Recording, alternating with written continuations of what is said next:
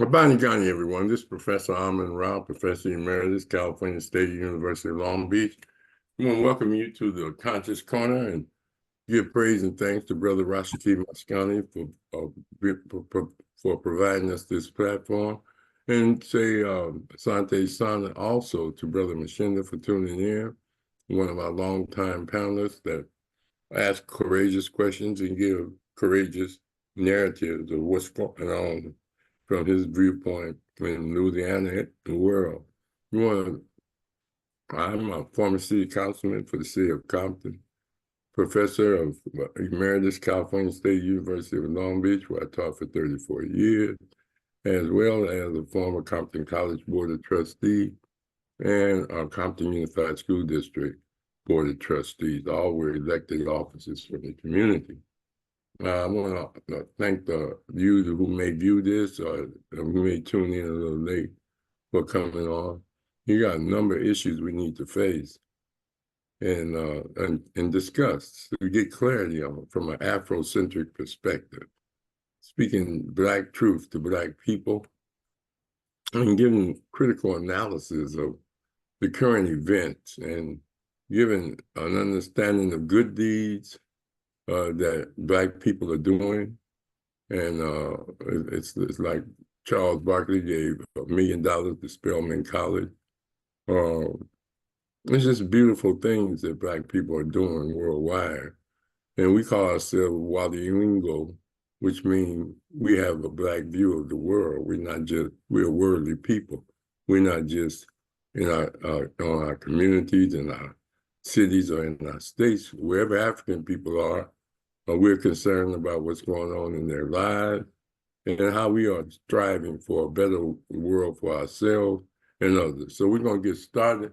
We're going to go into the discussion from the standpoint of, first of all, we're going to give homage to Sheila Lee. I don't know how many people knew her. Rashaki, did I send you that picture of me and her? Yes, I have it. Okay. I'll show it. I got to just pull it up. I'll show it. Mm-hmm. And then give praise and thanks to her for all the good she brought in the world and her standing up for Black people. She's the one that wrote the bill for reparations for Congress to appoint a special committee to study reparations for Black people, which is very critical in this day and age. And so it's she's done a lot of things. She stood up. Just a minute, Rush.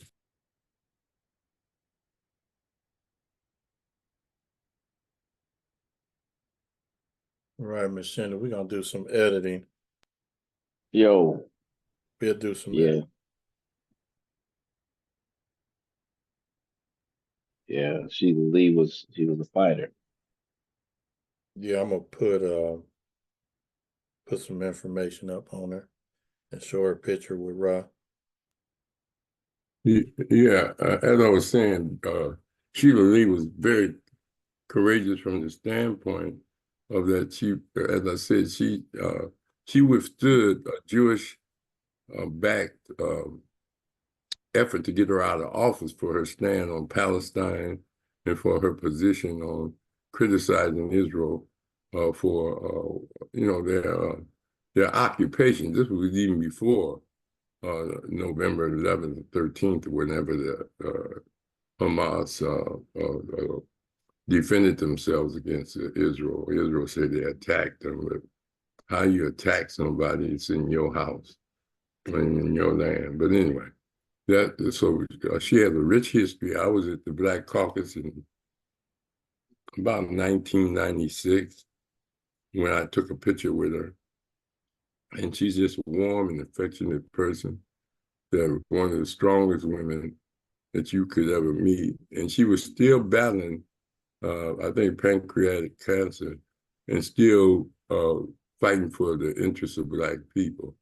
And so we want to give praise and thanks for the lives that her sacrificed and take the position that she's a glorious spirit in heaven and will remain a powerful presence on earth, Sheila Lee.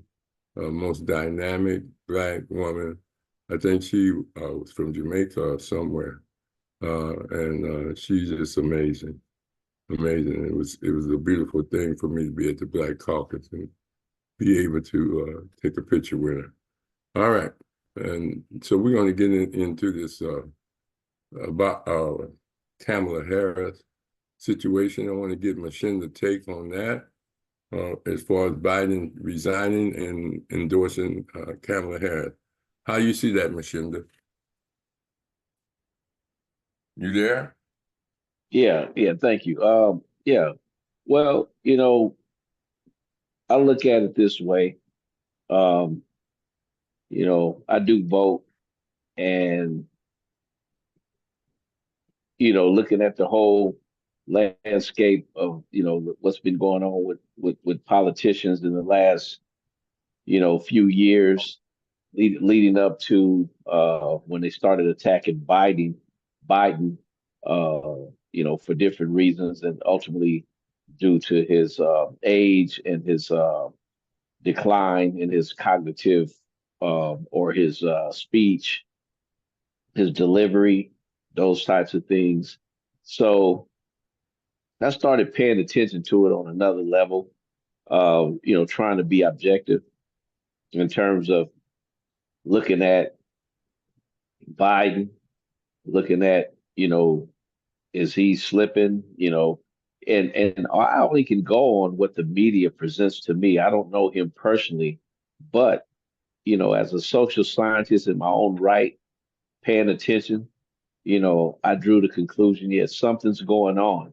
And like I said earlier, I said when it was decided that he would step down, he decided to step down and so forth.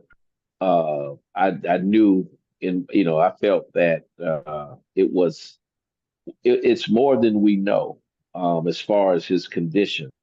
Um, people that's been in the struggle, people we pay attention to each other.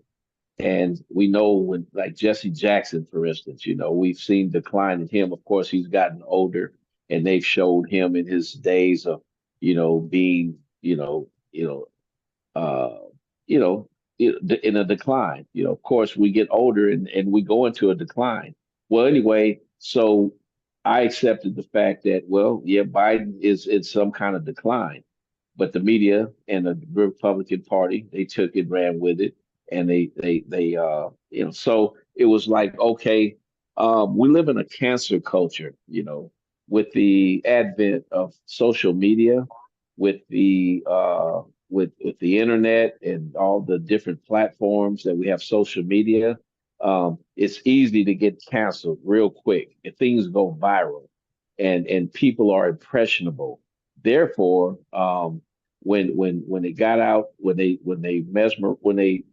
pretty much beat up everybody with these images of Biden, that, well, he's slipping, he's missing a link in his chain, he's, dementia or whatever. So, you know, uh, so now let's go to the next phase. So, of course, the picking of Kamala Harris, uh, she wasn't my first choice in the beginning when things were going on, for various reasons. I have my personal reasons, when people were running for president, and different things. It used to be a time where, oh, there was hey, black people, but, like they say, everybody that's black ain't your homeboy, that kind of thing, because you have all these Mark Robinson and Byron Donald and James Johns and Wesley Hunt. Those are the guys who spoke at the Republican National Convention. And if you look at them, of course, Hunt, Goings, and but four of them, they married to white women. Way sweet and Not spicy. not saying that you can't marry a white woman. That's your opinion if you feel this way. But Trump is that that whole camp is calculated. So what I'm saying is, so they have I kind of like they sold themselves to the devil, so to speak. It's like they're all in. So anyway, back to Kamala. after looking at the whole thing, it's like, okay, Donald Trump, he's reckless and abandoned. He has no control, and so therefore he's dangerous for the world, I think. So it's like, no, we can't go with that. So when they chose Kamala Harris to say, hey, uh, let's be the successor to Biden, I'm like, okay, because I was kind of sitting back, kind of like, I wonder who's going to step up. But he immediately said, I want her to carry the baton, to carry the torch. And so, but anyway, I'm in agreement with that.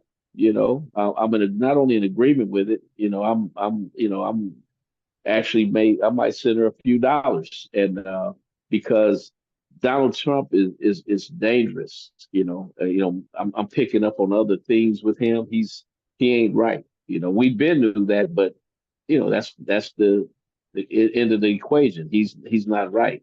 So anyway, I'm happy to know that she's got some momentum going on. She's jumped into the race, and Reuters came out with a poll. She's up by a couple of points already.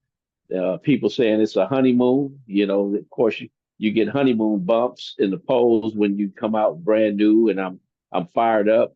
But I think she will sustain that. I think that the timing can't be more perfect in terms of we only have 105 days or whatever. It's 100 and a few days left between now and the election. So people are going to start early voting in September, actually. So I think that this momentum will carry over until September, and she's igniting the base. And the guy that's been handpicked for the vice president for Trump, he's digging himself a hole. He's only been in the Senate a year and a half, and he doesn't know himself from a hole in the ground. And he's wrote a book that was popular. I saw his movie. I actually enjoyed the movie, actually, just as a historical cultural presentation. However, what's coming out of his mouth, he once called Trump a Hitler or Nazi. Now he's all in Trump's face, going along with him. So he's been labeled as a traitor, as a liar, as a person that goes wherever the winds blows. And so I think she has some momentum going into it, and I think she's going to close really well. And I think she'll be the next president of the United States. She has to be careful because we have a lot of fools in the world. But I think that's she's I've been following politics since I was a little kid, and I think she's got a great chance of succeeding. And so she just has to be careful. And but I'm all for it. I think that some of the things that I think politics evolve, and some of the hot button items that we talk about. I think that the young voters and the young people that's coming out, the Generation Z and this and that, the younger people. I think she has to appeal to them, and so in order to not only win this election but win the next one, she has to present herself with truth, and she has to deliver. So I think that they're going to give her a chance. I think the people are going to show up, and even in Kentucky, the governor Bashir over there, he's a Democrat, but that's a red state with a dude that's a governor that's a Democrat, and they're speaking against that vice president. That was a poor choice because no experience in terms of delivering speeches and things like that. Wrote a book, yeah, but he's messed up in terms of saying he's from Appalachia and all that kind of stuff. So I see bright things. I see bright things in the future from a political standpoint. I'm gonna continue to do what I got to do to survive, but I'm gonna go ahead and vote for her, and I highly recommend that people get out to vote and tell their friends and family and people, hey, let's not succumb to this last call for alcohol by Donald Trump, who is trying to, uh, throw a Jim Crow twist in the scheme of things. But do you think Biden should have checked out? Well, you know what? Yeah, I think he should have. I think he did the right thing. I think that the fact that Biden did check out, that was indicative of, yeah, he should have checked out. Because Biden's kind of like you, like me. Like, hey, I got this. Leave me alone. I can do this. But at some point, when your son and your wife come to you and say, hey, or somebody that's close to you in your circle that you trust, and they say, hey, you look, because they're looking at down ticket. If you may, and she may lose the presidency, but we won't lose the House or we won't lose the Senate. It's important. It's a chess game. We're hoping that she wins. Don't get me wrong, but down ticket, looking at the House seats, the local elections with the House and the Senate is very important. That because remember, in previous podcasts, I talked about the state of Louisiana. We have a guy named Jeff Landry, who's the governor of Louisiana. He has what they call a super majority.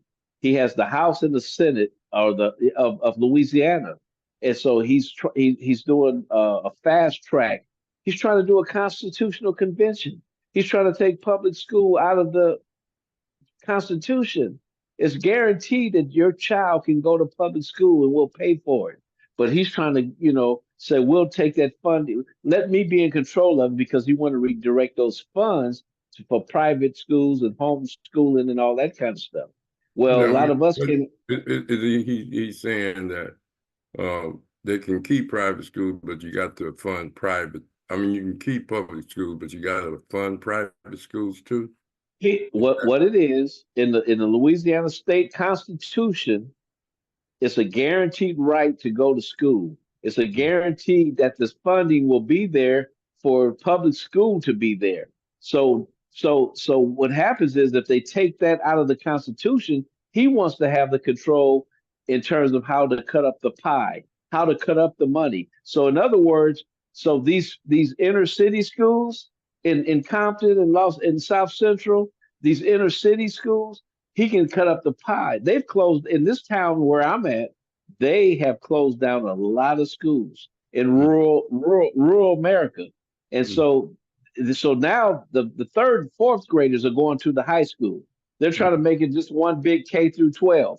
So in other words, the rich folks who can afford to spend 30,000 a year to send their kids to private school, well, guess what? I'm the governor. I'm gonna pay 20,000. You just pay 10,000. Okay, but the poor people can't pay 10,000 to still send their kids to private school. So, but it's still giving them a break. So it's coming out of the general fund. It's coming out of the constitutional allocated general fund for public schools. Now that I'm the governor, I'm cutting up the pie where some of that money is going to people who want to send their kids to private school. Well, guess what? You might say, or somebody might say, well, that's good. Maybe some black folks can send their kids to the private school where they get a great education. Well, guess what? Where I'm at right here, they don't have transportation, no public transportation. The private schools that are good are out of the city limits. So therefore, they won't be able to get there anyway, and they won't be able to subsidize it or pay for the balance of what's left after the governor allocates certain money from the public, that way you take away money from the public schools. So on a larger scale, Trump is for that type of philosophy. He wants to, so he's trying to get a super majority. That's all I'm saying. He wants to be able to pass legislation, so it would through Congress and through the Senate. So if Biden would have, you asked the question about Biden. If Biden would have stayed in there, then of course he was close, but it's a great chance that he may lose. And it's close as people say, man, you ain't winning. So turn it over. And so therefore, because if Trump get his way with the supermajority, he becomes a dictator. And because people have drank the Kool-Aid, and so he'll be able to pass anything he wants, just like this governor here in the state of Louisiana. He's passing bills that, I mean, in record. He took office in January. He's changed the criminal justice system. He's changed a lot of things in record time, and he's on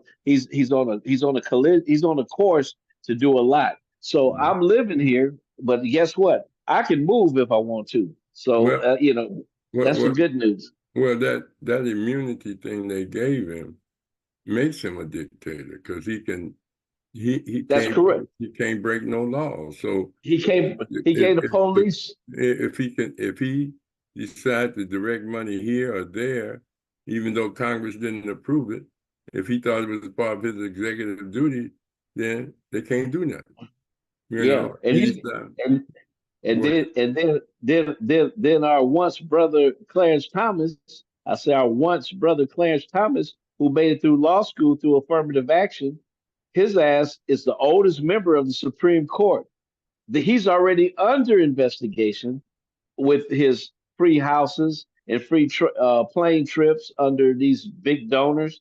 They looking into that, but he can go ahead and retire, and Trump can go ahead and fill up the rest of the Alito, who, if you look at the ages, they're 78, 77, 75, whatever. They can go ahead and retire. They got a pension. They can retire, and Trump can add the next three Supreme Court justices, and we're done for the next 20 years or so. And you in our lifetime. So I would like to celebrate that in our lifetime, Professor Ra, that you and I can see the Supreme Court change, and that there and you're gonna be all right. I'm gonna be all right. But our people, we can see them get some just due.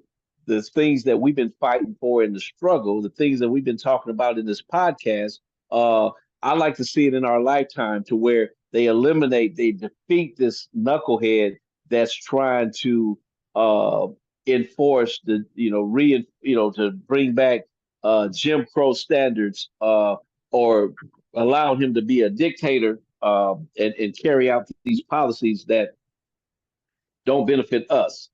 You're correct. You're correct, brother. You're correct. Well, Sister Wanda Almadova, is Wanda there, or whoever's on her uh, internet? Okay, Rashaki, you think Biden should have got down, took off, and what do you think about Kamala Harris? Yes, Biden should have stepped down. He's physically not able to handle the rigors of that job, and you could just see it in the mistakes he's been making when he speaks and all of that. He's just not well enough to cover that position. And yes, Kamala, for the moment, seems to be everybody's, not everybody, but most of the people are recommending her to be the matter of fact, they're looking to, she's basically they said presumptive candidate. So I guess she's gonna be the candidate, and it gives a different look and energy. Donations are starting to pick up. The early polling that Mshinda mentioned, it says she's leading at the moment. So we will see. If I look back at the Obama candidacy, I mean his presidency, and the policies he was trying to put in and how they were going against it.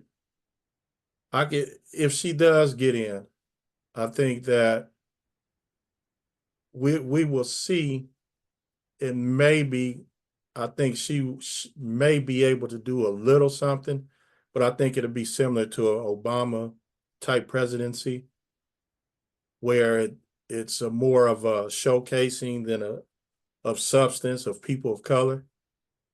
But yeah, I could see her being a formative opponent to ex-President Trump. So I think it's a good deal. It gives a different energy and adds color, and her pick for VP is going to be very important.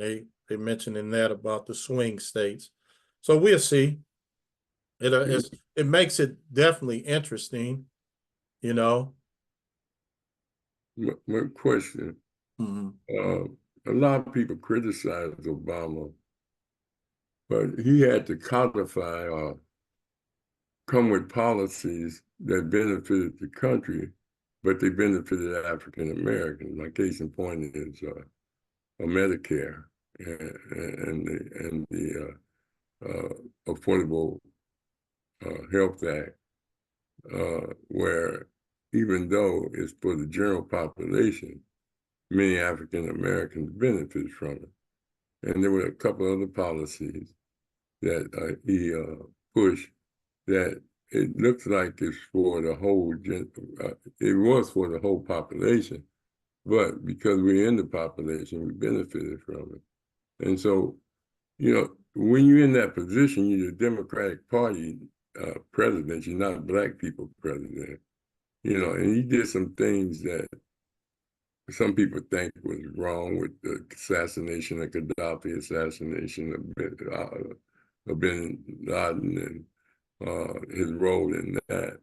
But at the same time, was it really him, or was it the system that dictates what he should do, that they have, the advisors, the Democratic Party leadership saying this would be good for the party?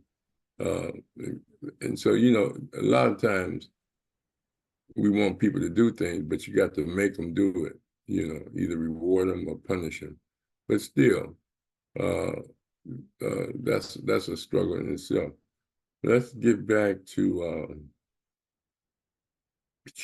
should Biden resign? First of all, that's like, to me, talking about his age was secondary. It was his optics and his, he just presented himself as a person that could not complete his term. He's always been slow for that. Even before, when he ran in 20, he was having problems speaking and walking slow and things of this nature. But they elected him because most of the people were just, well, they had COVID regulations, so so people could vote from home. That increased his voting turnout, as well as most people were voting against Trump. And that may happen with Kamala, now that they got somebody that appears to be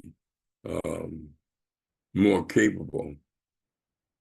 And then, you look at Biden, it's like saying, well, my grandmama too old to be my grandmama. No, you respect the elders and you honor the elders and things of this nature. Now, if your elder got dementia, full-blown dementia, or things of this nature, yeah. But at the same time, we were always taught to honor our elders. There's some elders that got good optics. They run marathons, at 90 and all of that. And look, how could you say age is the problem when the Supreme Court got life? Like, they can serve for life, Second, it's the same thing with the Congress people. All of it. Mitch McConnell brain froze 3 or 4 times. And he's in his 90s, or going in his 80s. Maxine Waters, 85. Nancy Pelosi, 85. So, it wasn't about age, it was about his optics and his not just the physical optics, but his mental optics that I think they don't talk about. They say he was forced out because of his age. But I'm like Mshinda, it was more than that. They don't want to say that, he had cognitive issues, for whatever reason. But that, to me, was more important than his age. If he was a person that was 80, 84, 80, that would be 80, or is 80, and you're doing push-ups and stand-ups and talking fast and, reflective in conversation and strong, they wouldn't even be saying that. But because his optics at his age were so challenging, stumbling and fell a couple times, needing two hands to go up the steps to get on the airplane and looking down at every step. It's just bad optics, and it showed that he was not only physically declining, but mentally declining also. And so it's a good thing. He should have done it earlier, in my opinion. He should have did it 3 months ago in that camera. He should have resigned from his whole office and just let him be president until and so she could run as an incumbent. But it is what it is right now. Now, our challenge with Kamala, and they always say she's a Black Asian woman, black, half Asian, but they never say she's married to a Jewish guy and does what's her Jewish position. The other thing is that they leave that out. Many of the media, they leave that out. The other thing is we have to see what she do. Of course, Mshinda is 100% right, and you too, Rashaki. See what policies and what is in it for us. What do we as Black people benefit from it? Either through legislation that benefits the whole system and we benefit because we're part of it, or like, I'm giving an example, like legalizing weed nationally. That would benefit white weed smokers, Asian weed smokers, and those companies that sell the drugs. Right now, they can't put their money in the bank, but federal law that would legalize it nationally, they could go to the federal bank. Then they have to keep cash. That's why so many of them get robbed all the time. But anyway, that's what I'm saying. But at the same time, we look at Kamala, and as a prosecutor, she got a checkered past because of the abuses of Black people and people, Latinos and others, with regards to their incarceration rate. But you got to look at it also that there are many that have been forced to take lesser sentences or go to court and get more time if they're convicted. And then you got to look at how many got more time for petty crimes and whites and all that type of stuff.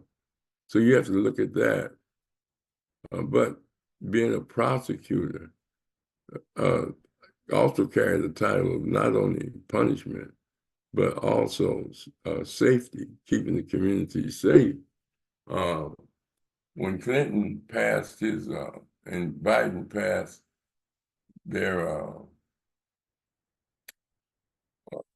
criminal justice legislation that dealt with minimum sentences and set a certain criteria for people for powder, rock cocaine versus powder, and all that stuff that victimized many Black people.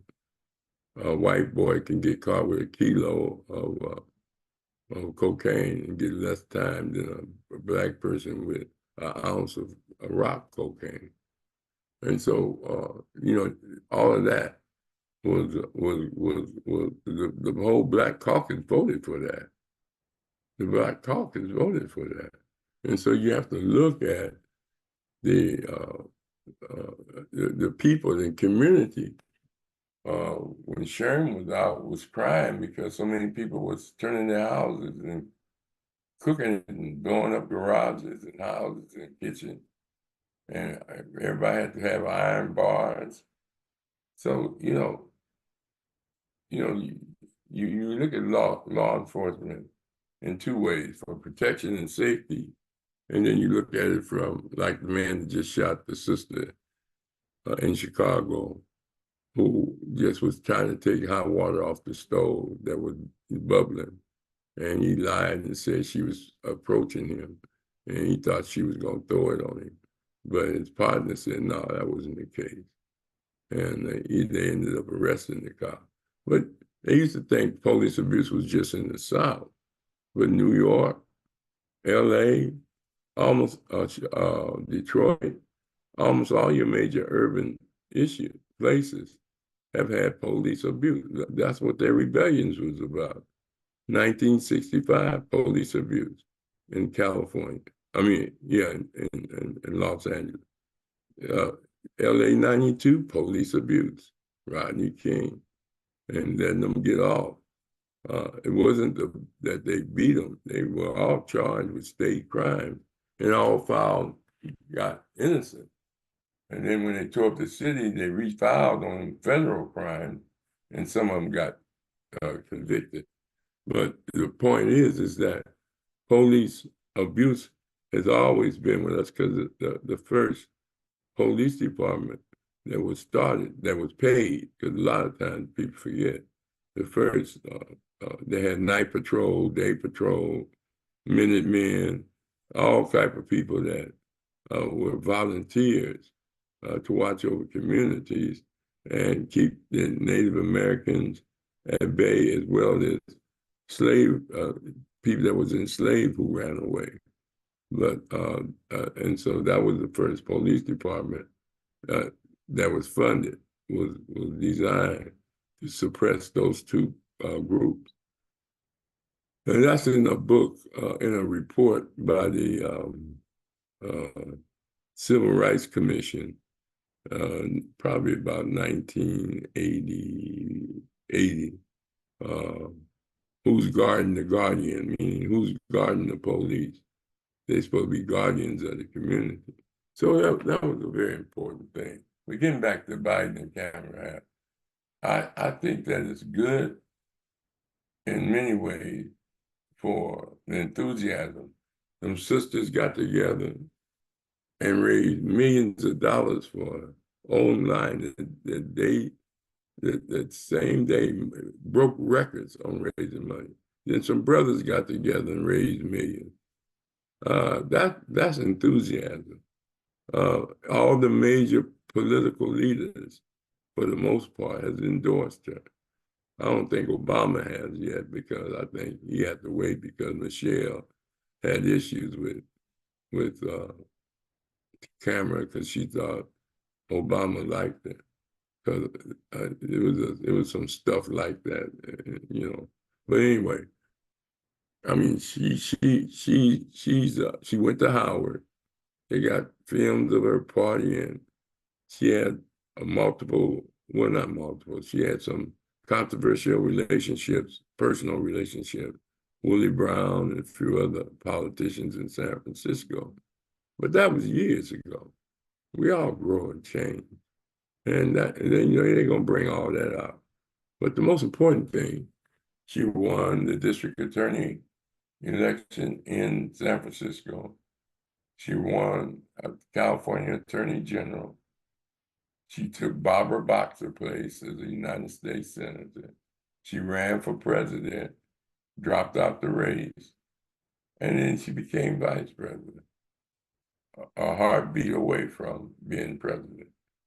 So she got a track record of winning, and she got a track record of being a part of Black sorority, as well as I said, a consciousness. Even though they bring up her Asian thing, and she brings it up every now and then too, she know who she is, and she's they don't bring up the fact that, as I said, they say she's half Asian, half Black. What that got to do with anything? What did that got to do with it? Other than white people saying she ain't white. And most people think that when they call her DUI, diversity, inclusion, and I forget that. DEI. Yeah, DEI. diversity, equity, and inclusion. Diversity, equity, and inclusion. That they saying she ain't a white man. That's what they said. So, but it's strong from that standpoint. But when you look at the contrast, that the Democratic Party was very split, getting split wider if Biden stayed in. I think that he came to the conclusion that he wasn't healthy enough, personally, because he got COVID. And then, it's family, man, you shuffling, you did your part. And so I thought it was good that he resigned. And I thought it was good the way the people have responded to Kamala Harris' nomination. And even though she has a checkered past, and you have to have a checkered past to get as far as Cory Booker, checkered past. Obama definitely had a checkered past. To get where they get. The question is, what do we get out of it? And what are we going to demand of her? We need our agenda, because you don't vote for just the person, even though some Black people are going to do that and some white people are going to do that. You vote for conditions, and you vote for who will give you the best opportunity to continue your struggle for justice and opportunity and progress. So I think that Kamala would be the best person for that. And like Mshinda said, many people, like they did Obama, but after Obama left, they realized they had the Obama blues, as Dr. Karanga would say. And now we're at a stage now where we have to become more sophisticated in our political consciousness. And it really starts at home. I mean, Rashaki and Dr. Charles and Mike Jones want to start a program focusing on youth development. But you can't adopt kids and take kids out their house from their families and separate them. You got to be inclusive. Child development comes at home, and then it expands. The community you grow up in, the educational system you grow up in, and the opportunities that have been brought for young people in various areas are different. For social programs, employment, and educational opportunity. If your children are orientated to take advantage of educational opportunities, vocational or academic, and they're not taught about economics at an early age, and they're not taught about the importance of politics at a certain age, it's going to be challenging to reach them, because most of them are into social media, and as long as they can get high off of that and look at that all day, and any answer to any issue they got, they can Google it or go to TikTok and TikTok it. They leave the human element out. When they leave the human element out, they lose that history, that oral history, as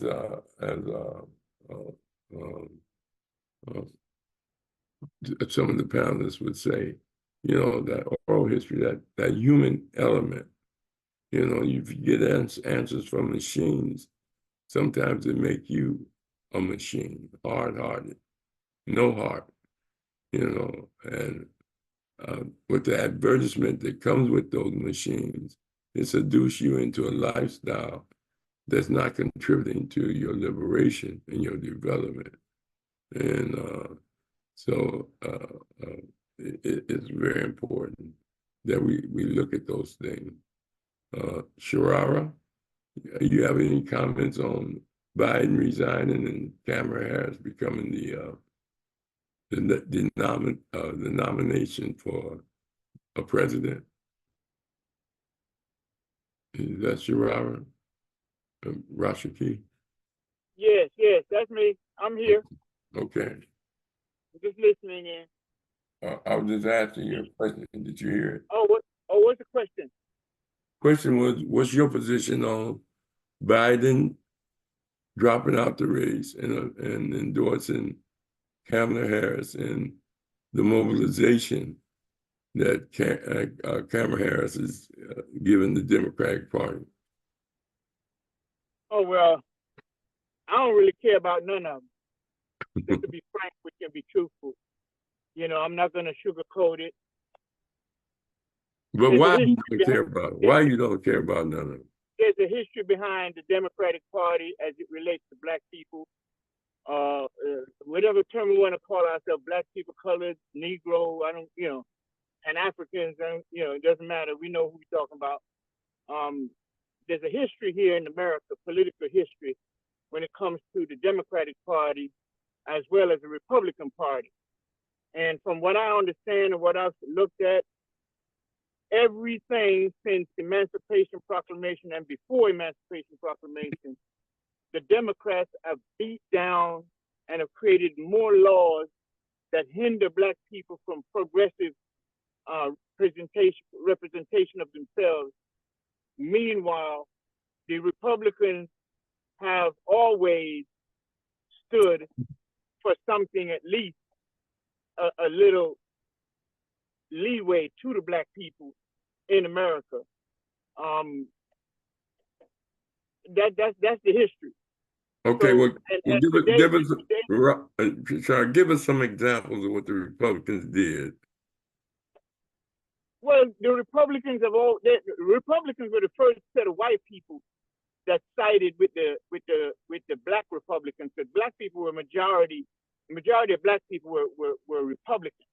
You tell me in the early political system of the United States of America.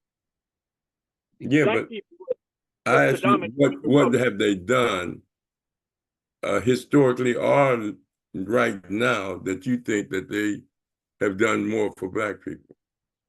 Well, I forget the name of it. There's a town that a group of white people out of the New England state came and created this town, and in that town they outlawed slavery.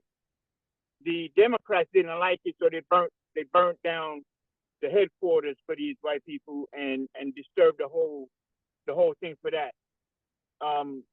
The Republicans were the first people that cited a place in the Carolinas where, I forget the name of the town, but it's all history. That's why I say it's a part of American political history. For those who want to know, need to go and search that, and they'll see it there. I don't keep these things into my mind to regurgitate it back to the people. All I know is there. I've seen it. I've read it, and that's all I need to do for myself. Those who are ever interested in knowing what the political history of the Democratic Party is and the political history of the Republican Party, they need to go ahead and just Google that. What is the history of the Republican Party in America, political party, and the Democrats? And I know in the Carolinas, the white Republicans sided with the black Republicans. The Democrats didn't like that.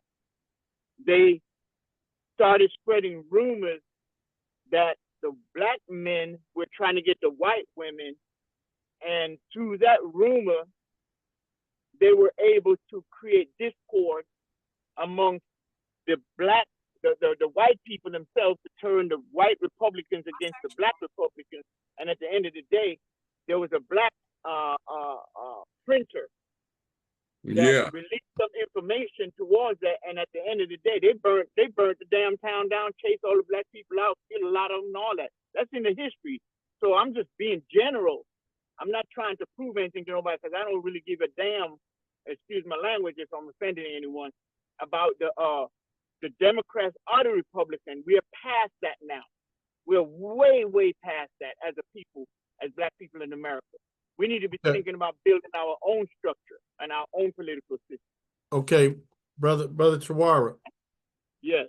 Okay, that's established, and we just basically Roz, he stepped out for a minute. I'm a kind of substitute for him right now.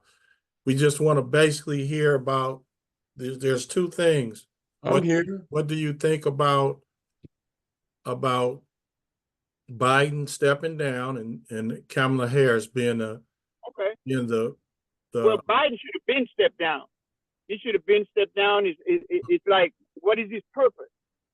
You know, and Kamala Harris, what has she done since his presidency?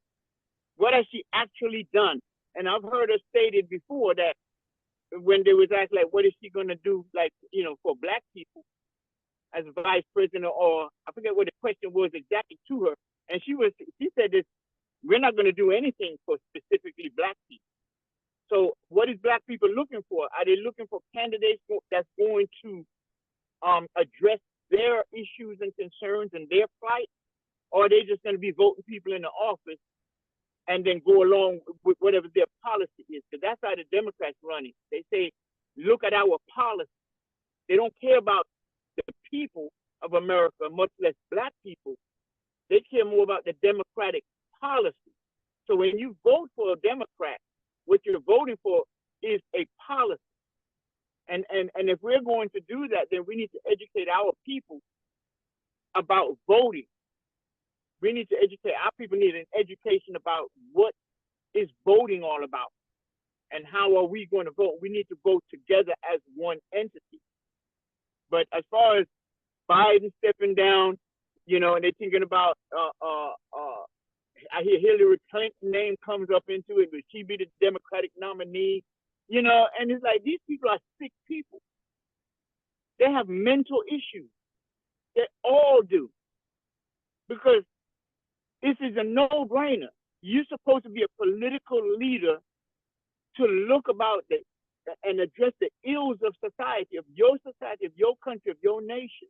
None of them is doing that. They're all serving corporations, big businesses, and themselves. They're not. Beyonce endorses Kamala Harris. I mean, what is Beyonce doing?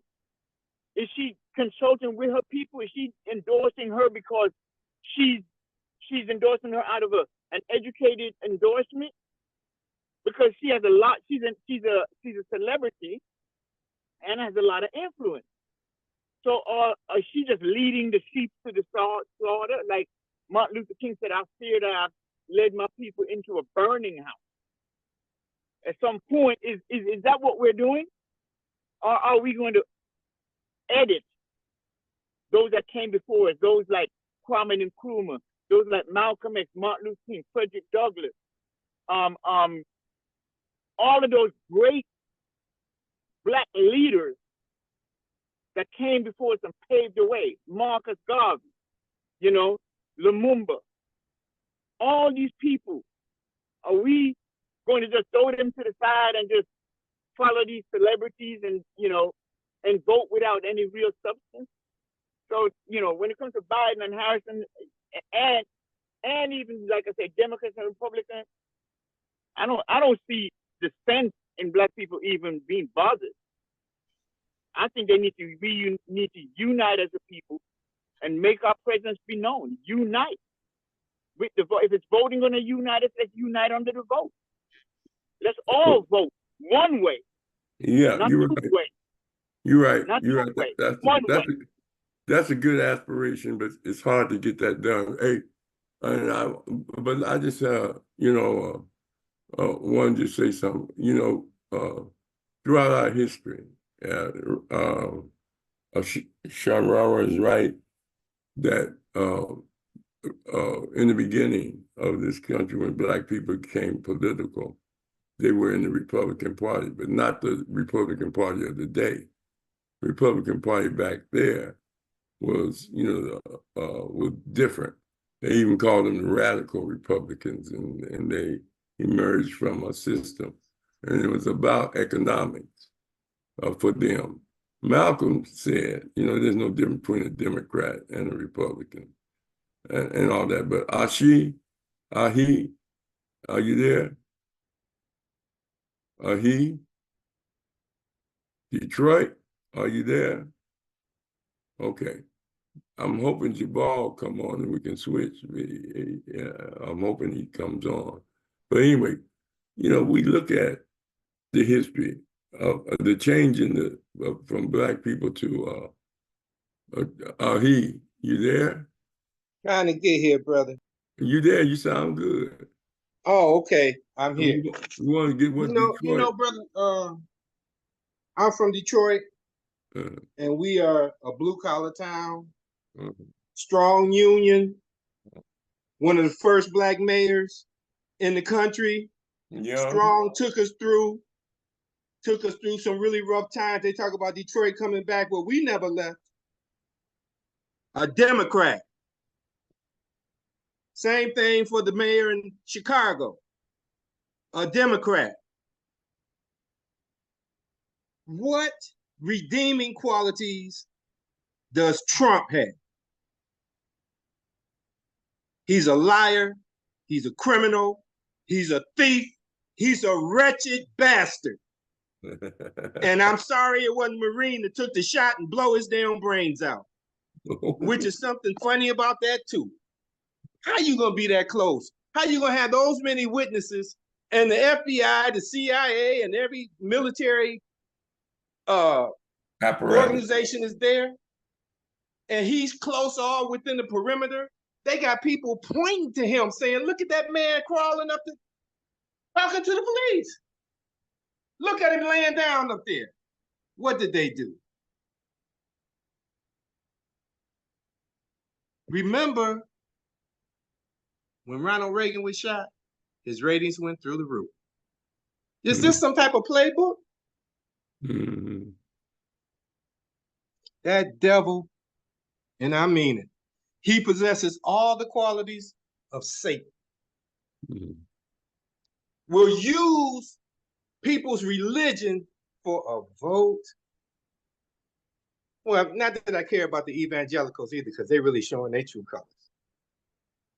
But that's all I have to say right now. As far as the Democrat and Republicans, I don't particularly care for any of them either, but it is clear to me who my people have benefited most from having in office. And we're not talking going back to no Lincoln. I didn't care about him either. And we're not talking about, I'm talking about in our lifetime. Our lifetime. And that's all I got to say about that. Yeah, well, I just don't understand people of African descent. What did they see in him? He's supposed to be some tough guy. Well, he's gonna be somebody's boyfriend in a minute in jail. Because I don't think he gonna make it, because they see this devil for who he is. Even some of his own people who he turned his back on, people who have been his cronies, who have went to hell and back for this guy, took his stuff and then lied for him and been to jail for him. They done with him. Those. I think it's gonna be those, his diehards are gonna come out. I believe he'll get 70 million. Maybe even 74. But America getting ready to see their first woman of color and woman period take the office. And that's just like Mali and Faso and those companies kicking the French out. I'm still waiting for the bomb to come for that one. But when you thought they hated Obama, as brilliant as he was, and as much as he put up with them, the first thing Obama did when he got in office was bring one of our scholars into his doggone yard to have a beer with a devil. Mshinda wanted to say something while you call him. Go ahead. Mshinda? Yo, I mean, Brother Chihuahua, Brother Ahi, everybody tonight is making some valid points. We all heard of the lesser of the two evils. Brother Chihuahua is on another level. We had a conversation. I was back in Compton back in June, and he knows what he's talking about. But right now, just for the stabilization of what? Stabilization of, let's suspend, let's plug the bleeding hole, or let's I don't know.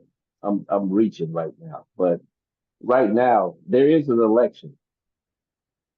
Do you want Trump? Do you want Kamala Harris? Trump he showed his hand. Kamala, she's been showing her hand too, over the years. But what I'm saying is, at the end of the day, the struggle will continue. It's way bigger than this in terms of our people. I'm not speaking for Brother Chihuahua, he's his own man, but I'm in agreement. I'm in agreement with where he's at. But at the end of the day, there's two people right now that has to be voted on. Kamala, again, I mentioned in my earlier synopsis, she wasn't my first pick, and I can elaborate why, but I'm not. It's, because, when it comes to politics and things like that, we don't have time tonight for me to go into that. But what I'm saying is that, it's kind of like, hey, right now, either you choose Trump, it's imperative that somebody choose somebody. And then we can freeze the frame and continue our struggle, and even we can bum rush her if she makes it. If she makes it, then we can, do a full court press on her in terms of what are you doing for Black people?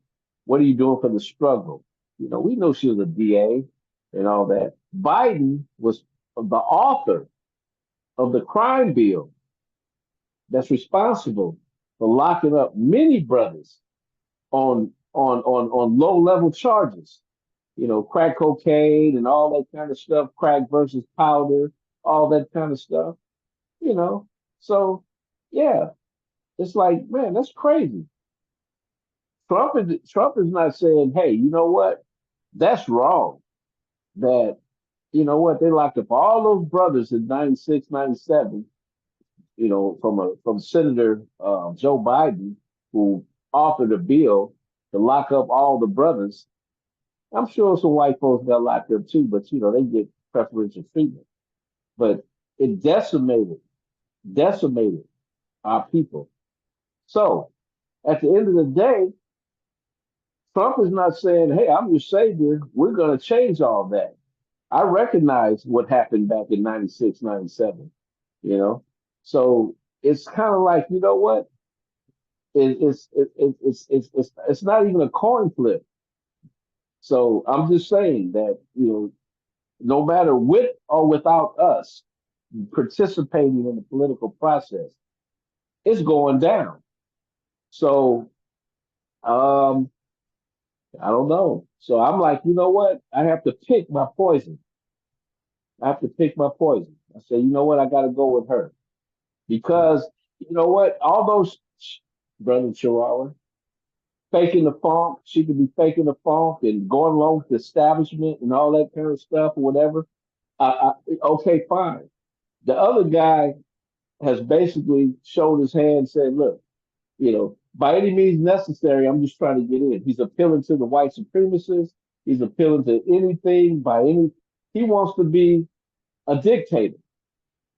He romanticizes with the European, Putin. He romanticizes with Kim Jong-un in North Korea, dictator, Now, granted, we get the propaganda and the media that's talking about Putin and that's talking about Kim Jong-un, that's forming our opinions about those folks. So, okay, but at the end of the day, so unless we talk about like, okay, why we pick this one versus that one, you got to pick somebody. You don't have to, but I'm saying is you got to kind of slow the bleeding so we can continue to do what we do, because. All right. Okay, I'm done. Okay, well, I didn't mean to cut you off, but we got Jubal on it. He's going to start discussing a totally different issue. He was supposed to be on there. Not much different. It's not that much difference, he said. Can you hear me, Rashaki? Yeah. You're breaking up. Can you hear me? Yeah, I got you. Can you hear him, Rashaki? You're on mute. Yes, we can hear him. Okay, go ahead, Jubal. Okay. Yeah, I was going to say it's not that much different because Donald Trump is another Hitler. I mean, he's a egomaniac, another Churchill, another Truman. You know, it's another white person who thinks they should dominate and lead the world. It's that simple. And Biden is also one of those. Now, now that he dropped out, and we got this, what's her name, Kamala Harris running in his place, I think our chances are better with her than with Trump. The way I see it, Trump is an idiot. He is just all into himself, and he has no consciousness when it comes to people of color. So you can't trust somebody like that. Let me ask just this one question. If Adolf Hitler, back during World War II, had the atomic bomb, do you think he would have hesitated to use it against Russia, against England, France? I mean, this is a question you have to ask yourself. And then consider that now you have somebody who not only admires Hitler, but emulates him, who is power and will have control over all of those nuclear weapons. So, you know, well, we say, you know, the choice is you're voting for one white supremacist or another. So, but at least with the woman, Harris, we have a chance, a better chance than with Donald Trump. So that's just my feelings about it. So I have to apologize because the reason I called this talk this evening by the title of a question which is, are they alien? And we all know who they is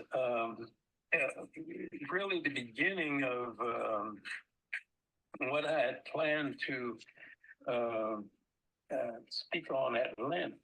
But the problem is last week, me and my son down in Cuba were both affected by, I don't know what, some kind of virus, a stomach virus that just didn't permit us, or permit me, I should say, to get into, do the research that I really needed to do. But I got started on it. And I'd like to just read my notes from when I had begun, and then ask the question, are they aliens? And get different perspectives from it, and we can discuss it because it's so important for us to understand who they are and how they've affected us historically and how they are affecting us today. And we need to be clear about that. So last week I had begun, by sort of studying the background about these Europeans, who they are, where they came from, and why they act the way they do in some cases, some instances. And so let me begin by just reading a little bit from my notes. All the indications are that the Europeans were originally Africans who had migrated to the Western Asian peninsula some thousands of years, millenniums before the Christian era had begun. So, and then about 1,500 years before the Christian era, that would be about 3,500 years ago, there occurred a natural event which changed the course of evolution on Earth. This was the catastrophe. It's well documented, and you can all look it up. The catastrophe of 1500 BC, by which a meteor struck the Earth. And a meteor, when I say meteorite, I'm not talking about just one obstacle, one thing.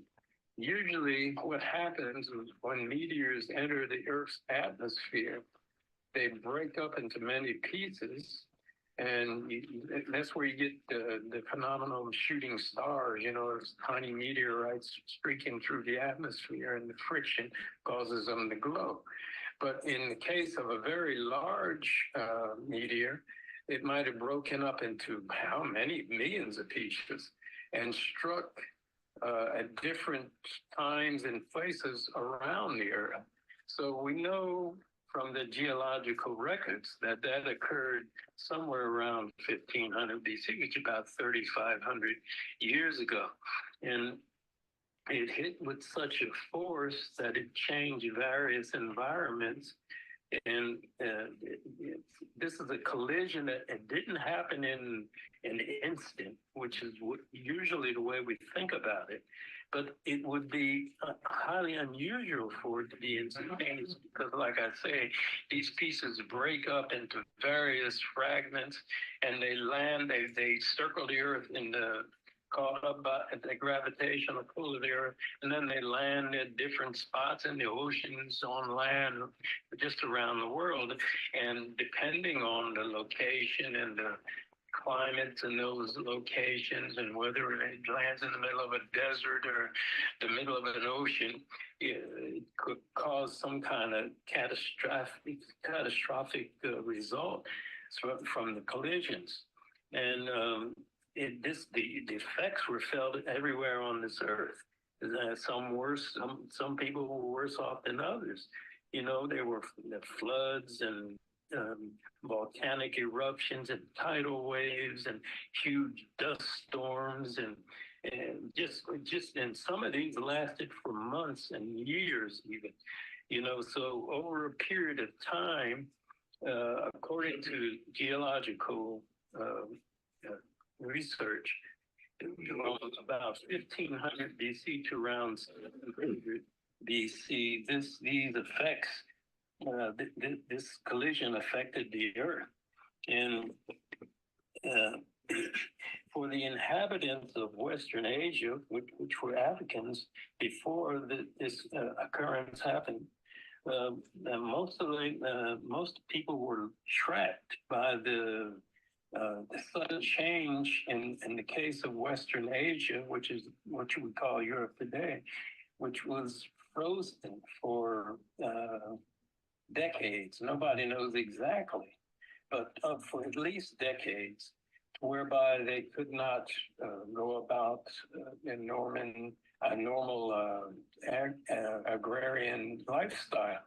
And so they were forced to be isolated from each other in various villages, which they couldn't even, because of the weather conditions, couldn't communicate or travel comfortably between them.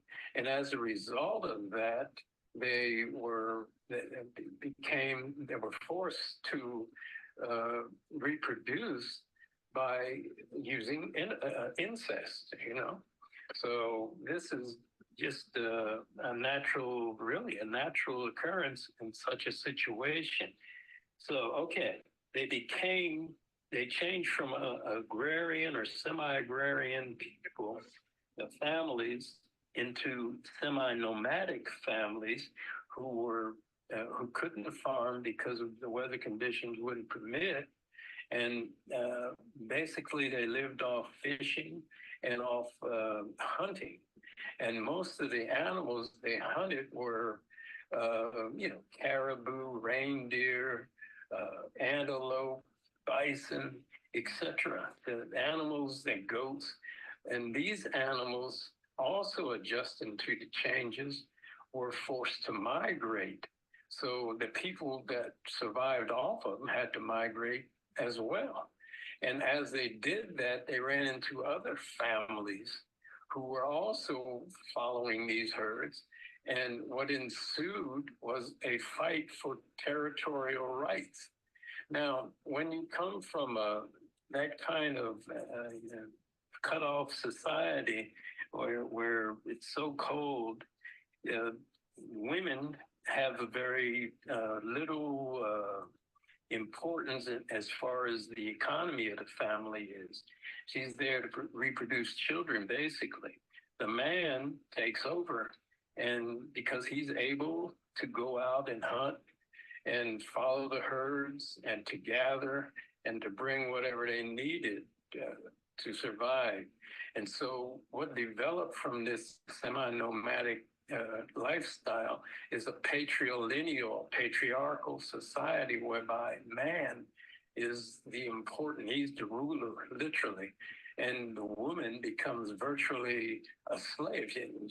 In many cases, it shows that the woman in that situation, family situation, was of lesser importance than her own male children. So these things we have to consider when we ask this question, why are these people so different from us? We know that the result of widespread incestuous reproduction produces deformities, all kinds of deformity.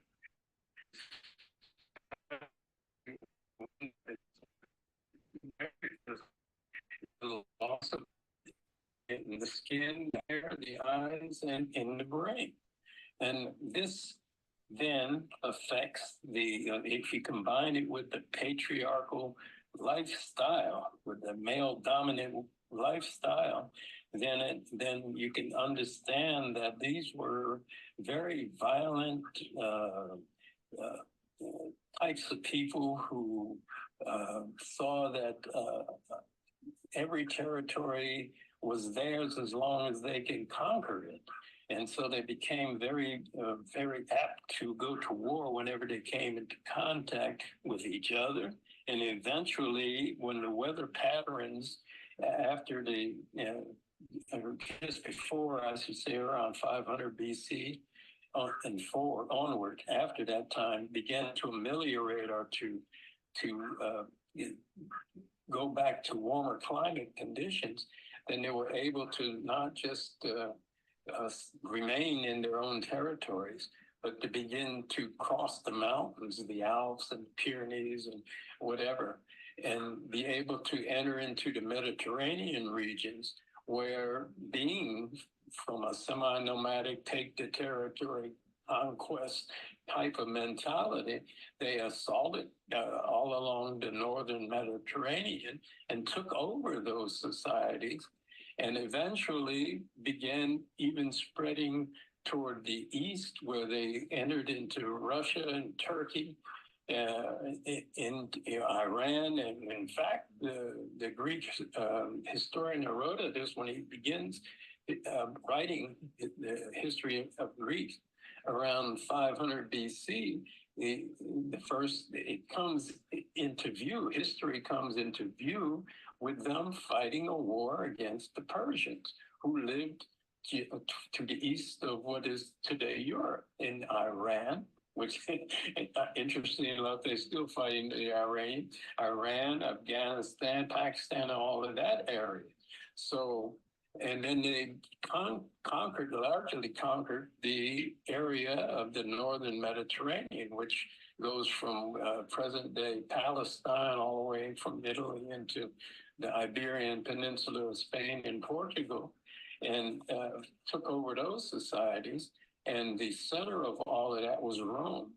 And then Rome, part of the conquest that they, part of the empire, I should say, that they ruled over included northern Egypt, which was had fallen around the same time as Herodotus began his writing.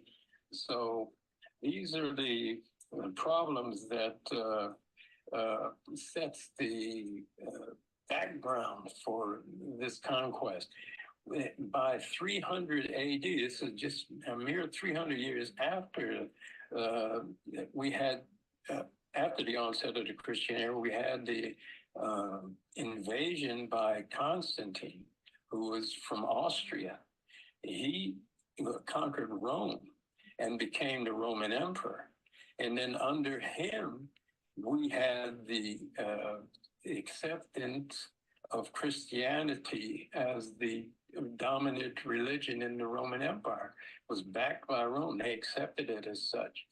their adversaries, the people who didn't want this false narrative, were the Gnostics. That were us, people of color, and not only people of color, but people all around Europe, in Europe, in the all regions of Europe, North, everybody was believing in the remnants of Gnosticism, which worshiped nature. And so now you were bringing on a narrative by Romans, which was this history, fake history of Jesus, which was being forced on people, those who didn't accept it, they just wiped them out.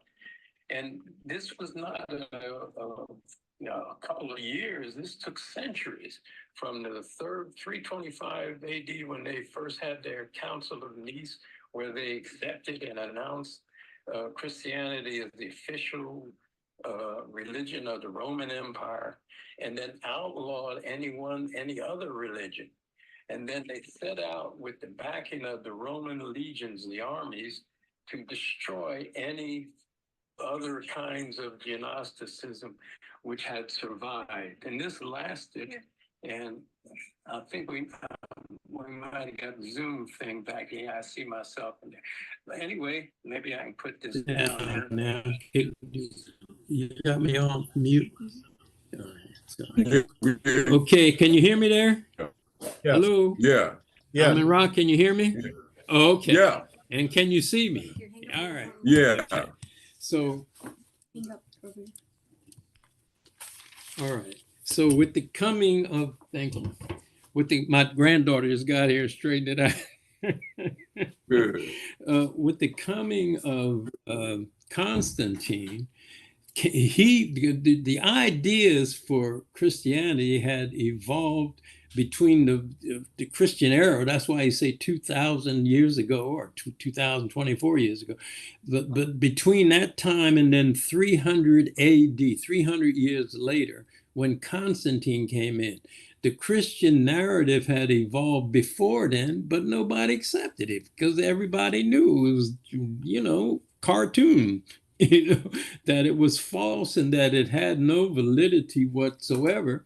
So the Gnostics were totally against it, and all around the world, really. We're talking here about Europe only, in the Greek and Roman empires, but actually all the rest of the world, including all of India, China, the Americas, everybody worshiped nature, which we call Gnosticism. And under the Romans, once Constantine accepted this as the official religion, despite all of most of the people in his empire, the vast majority of the people in his empire was against it. Nevertheless, he put the Roman army to back up what they were claiming for Christianity, and they began killing off the Gnostics. This lasted, all the way up until the 16th century.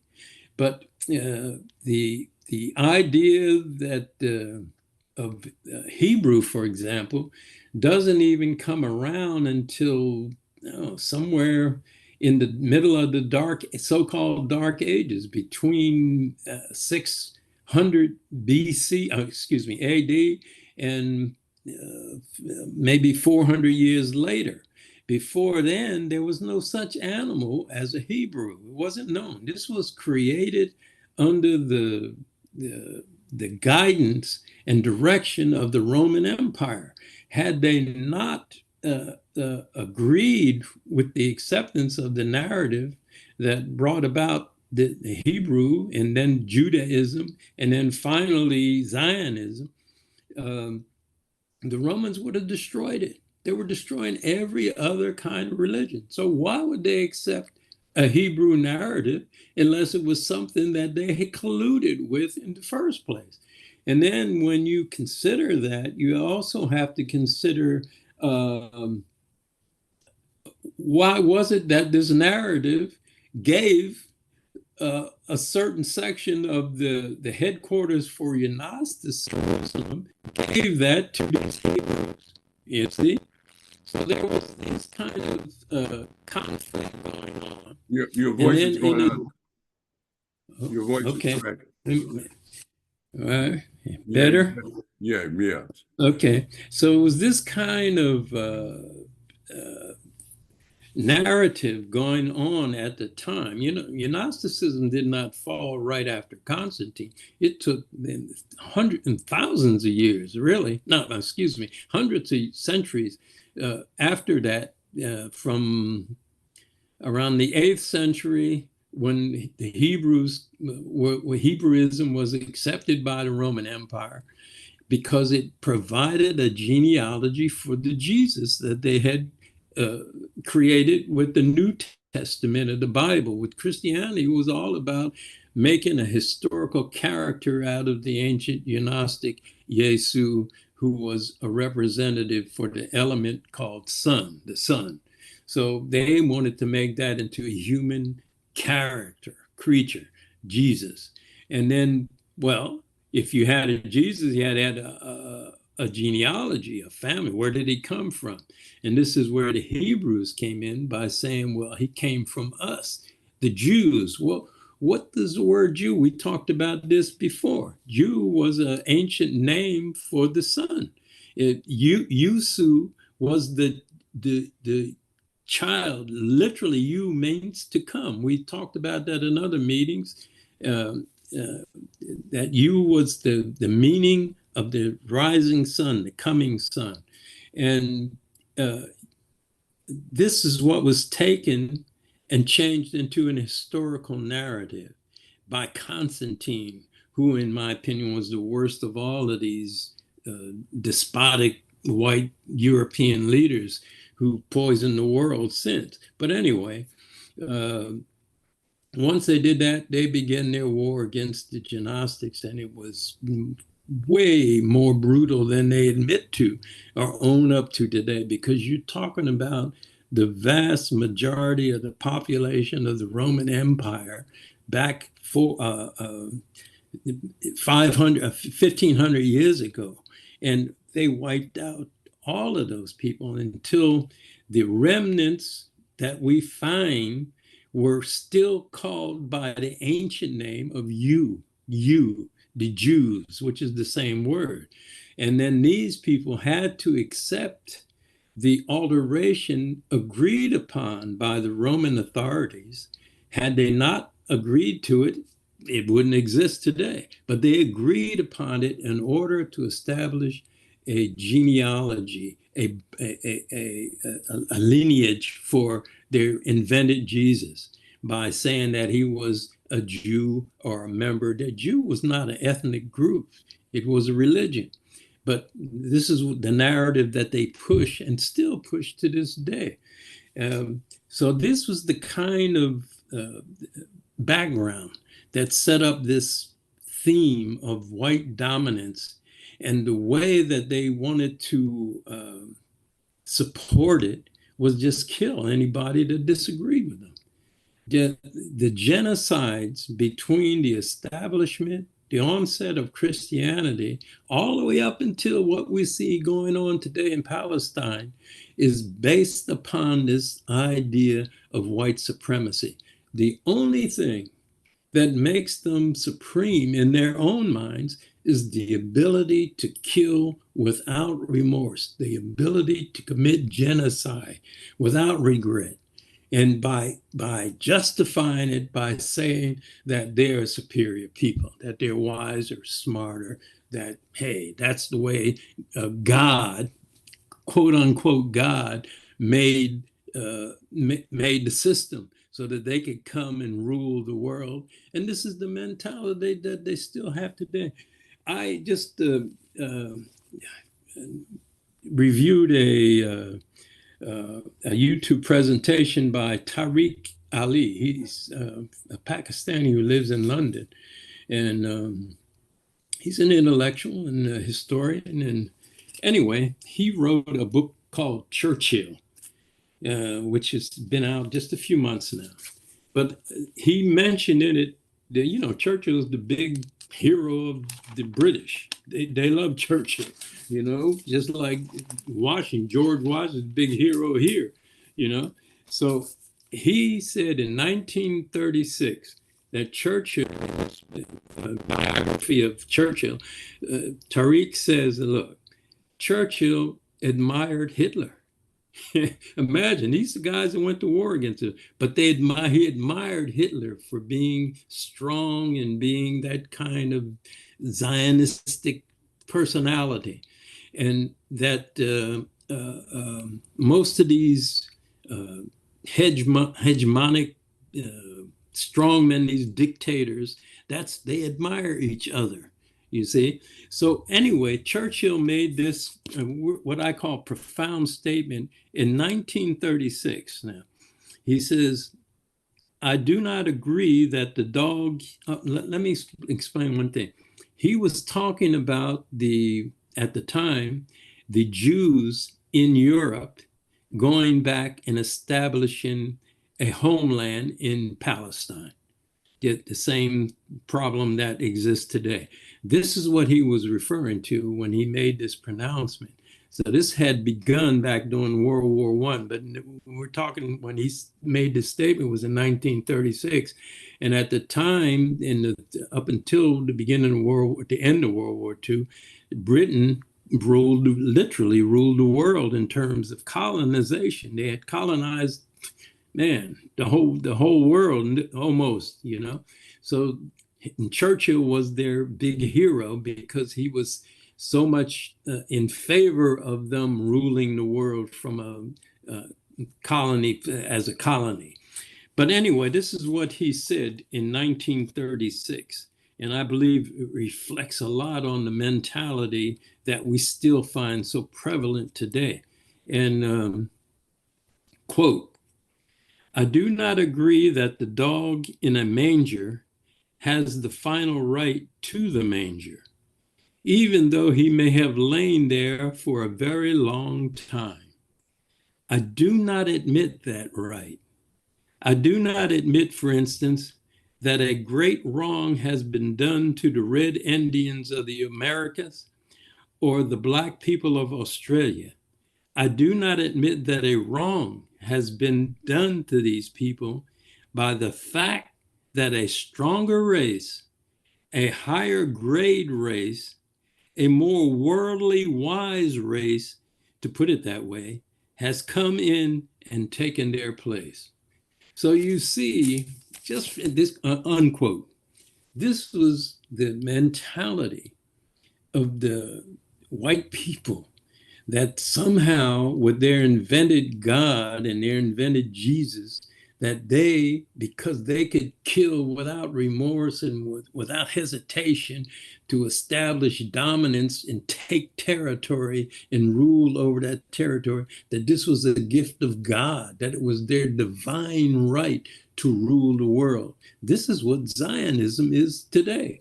People who, the reason that Churchill was making that quote is he agreed along with Hitler that the Jewish religion was a problem all across Europe, that the Rothschild bankers really had too much control. This is a Jewish banking group which had loaned money to almost every country in Europe, and they were beholden to these Jews. So in order to get rid of them, what they wanted to do was find a place for them to send them, to get rid of them, to send them from all over, from Russia to Britain, from the Americas, to send them there. And the place that they were talking about, and that Churchill was talking about, was Palestine. And he was using as an example what had happened in the Americas, you know, all the Americas except for Bolivia, and all of Africa, and all of Australia, and parts of the Pacific. And they had tried, at the time, they were in China. The British were there along with the Americans, French, a whole bunch of other European countries trying to establish and colonize China. And so this was in the night. And then Hitler decided, well, he got time for that. He get rid of them right here on the spot. So he began his so-called Holocaust. But anyway, this is the mentality that I'm talking about. These people are, if you trace it back from a biological point of view, we know they come up out of Africa. And we know that they are very, very different. Their mentality is different, not only from Africans, but from the whole world. As I pointed out on many occasions, look, the Chinese never, or the Indians, even though they have vast numbers of people, it wasn't their way because they had learned how to deal with each other from nature. Whereas the Europeans, the Western Asians, from the Western Asian peninsula called Europe, they had learned from a harsh, sudden climatic change whereby they had to attack one another and keep territory, and as a means of success, of conquest. They use that as a means, and this is the mentality that they still maintain today. What's his name? Joe Biden is a Zionist, self-admitted that that's what he is. But most people in the world, most people of color, don't understand what Zionism is. All it is racism. It's another word for racism. They feel a divine right to dominate the world by violence, by genocide, by wiping out people. In 1943, when Churchill was in charge of Britain, and they were fighting against the other animal, Hitler.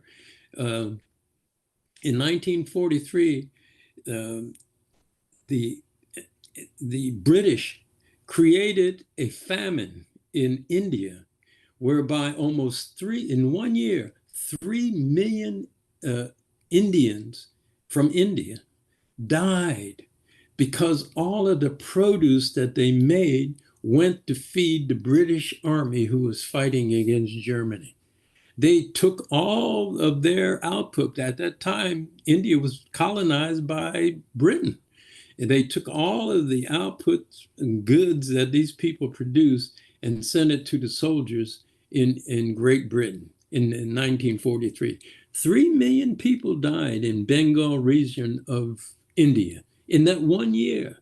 From 1860, I believe, or it may have been 1840, or 1880, excuse me, until 1920, almost 100 million, in fact, more than 100 million Indian people alone, this is one country, died feeding the British Empire. The British Empire, and when they first came into India, in the 18th century, 17th, 18th century, India was the leading economy in the world. They had factories, they were exporting textiles, tea, all kinds of spices, and you name it. Are you still there? Yeah. Okay, I got something going on. We hear you. We hear you. Okay, but anyway, they where was that? India was the leading all the way up until the beginning of 1700.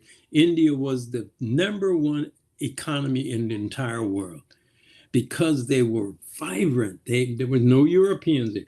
They had their own factories. They were producing the raw materials, building the textiles and machinery and everything, and exporting them all over the world. And then the British came in with their armies and took over, and eventually by Britain, instead of allowing finished textile goods, this is one example, to be exported by India, they refused to let Indians make the finished goods. They made them export the raw materials to England. And England then used that to build their own factories in India, in England. Not only in England, but they build their factories all over in France, all across Europe and Ireland, in order to build the economies of Europe. And that is only an example of what was taking place, of what colonization did, not only with India, but every place in the world. And Europe, all of these European nomadic, patrilineal mutants were sucking the wealth and forcing by force, by genocide, by murder, assassination, intimidation, forcing them to export their raw materials into Europe. And Europe was beginning building factories, et cetera, so that it became prominent. By the beginning of the 20th century, the 20 richest countries in the world were Europeans. The only exception all the way up to 1950 was Japan, which once it was defeated, fell back away from that. So all of this was because of the mentality, the mentality of patriarchal existence, patriarchal existence in Europe, because the weather conditions had changed and forced these Africans to inbreed, lost their melanin, lost their consciousness, and decided that the only thing they really needed to be good at was murder, was a genocide. And you see this playing out today, whereby these European so-called Jews who have come from all Canada, the United States, and every country in Europe are swarming into Palestine, taking the land. They consider people as roaches, nothing more. Ants, something to be stomped out. They don't even see them as human beings, And so this is the mentality. So when you apply that to a group of people, the Europeans collectively make up about 11% of the world's population. That's all. Yet they want to control everything, everybody, at the threat of death. They've developed all these thousands of nuclear weapons, which thank goodness Hitler didn't have, or I'm sure would have used them. Unhesitantly would have used them. And I think every European knows that.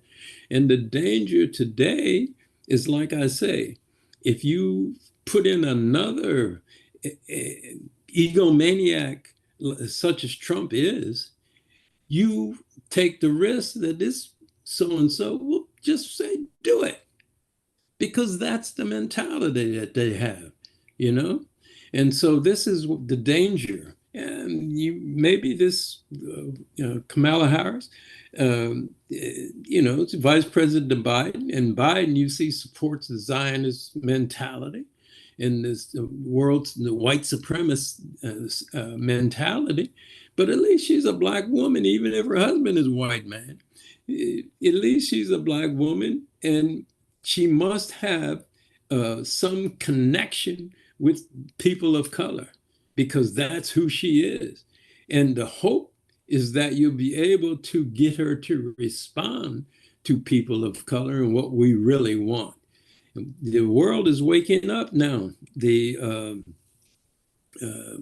see what happened in Mali and Burkina Faso and Uganda, and what's going on in Sudan and all of these places. People are starting to get wise to this European neo-colonialism, where they gave up their colonies but maintained economic control over them and left their systems in place in all of those colonies to make sure they can continue the exploitation. But people are starting to wake up from that.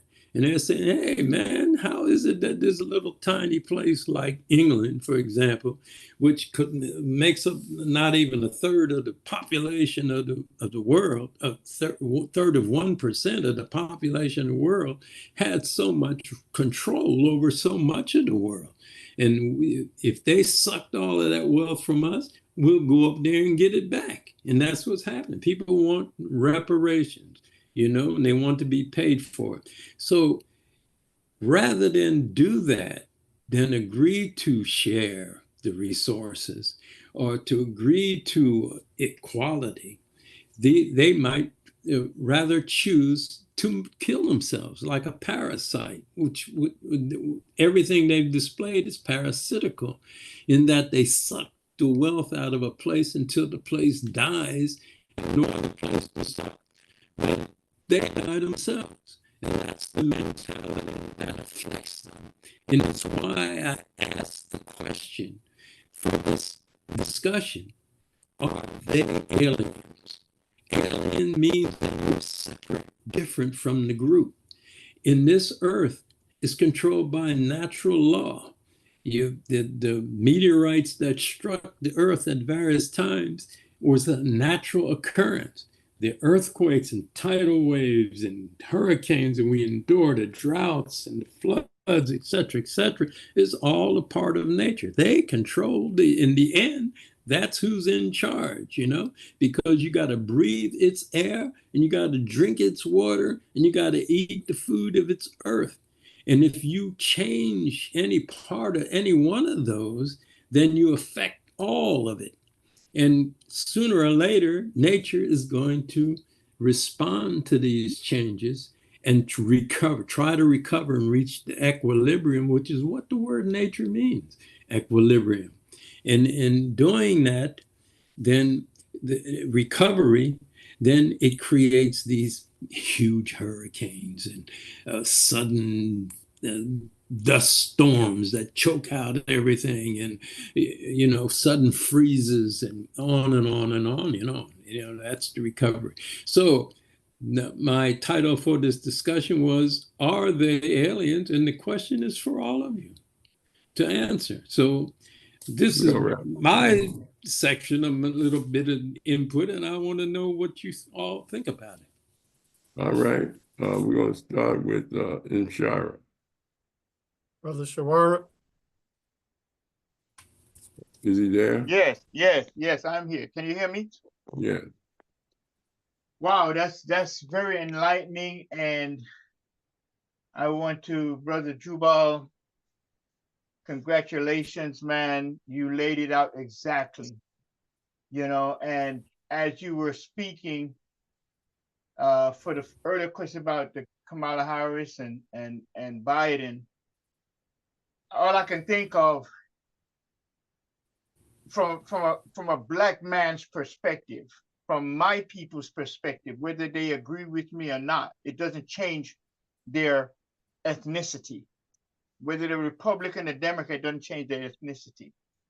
You know, all I could think of was, here it is, we have a Democrats and Republican. And it's like the right hand and the left hand is one body. And we are being brought to a point where we must make a decision.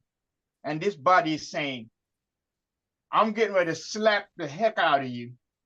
Should I slap you with my right hand or left hand? You vote. Either way, I'm gonna get slapped, and I might not recover from that slap because they're gonna slap me so damn hard because they're gonna have to put me back to sleep. You see, because now I'm woke. I'm fully woke.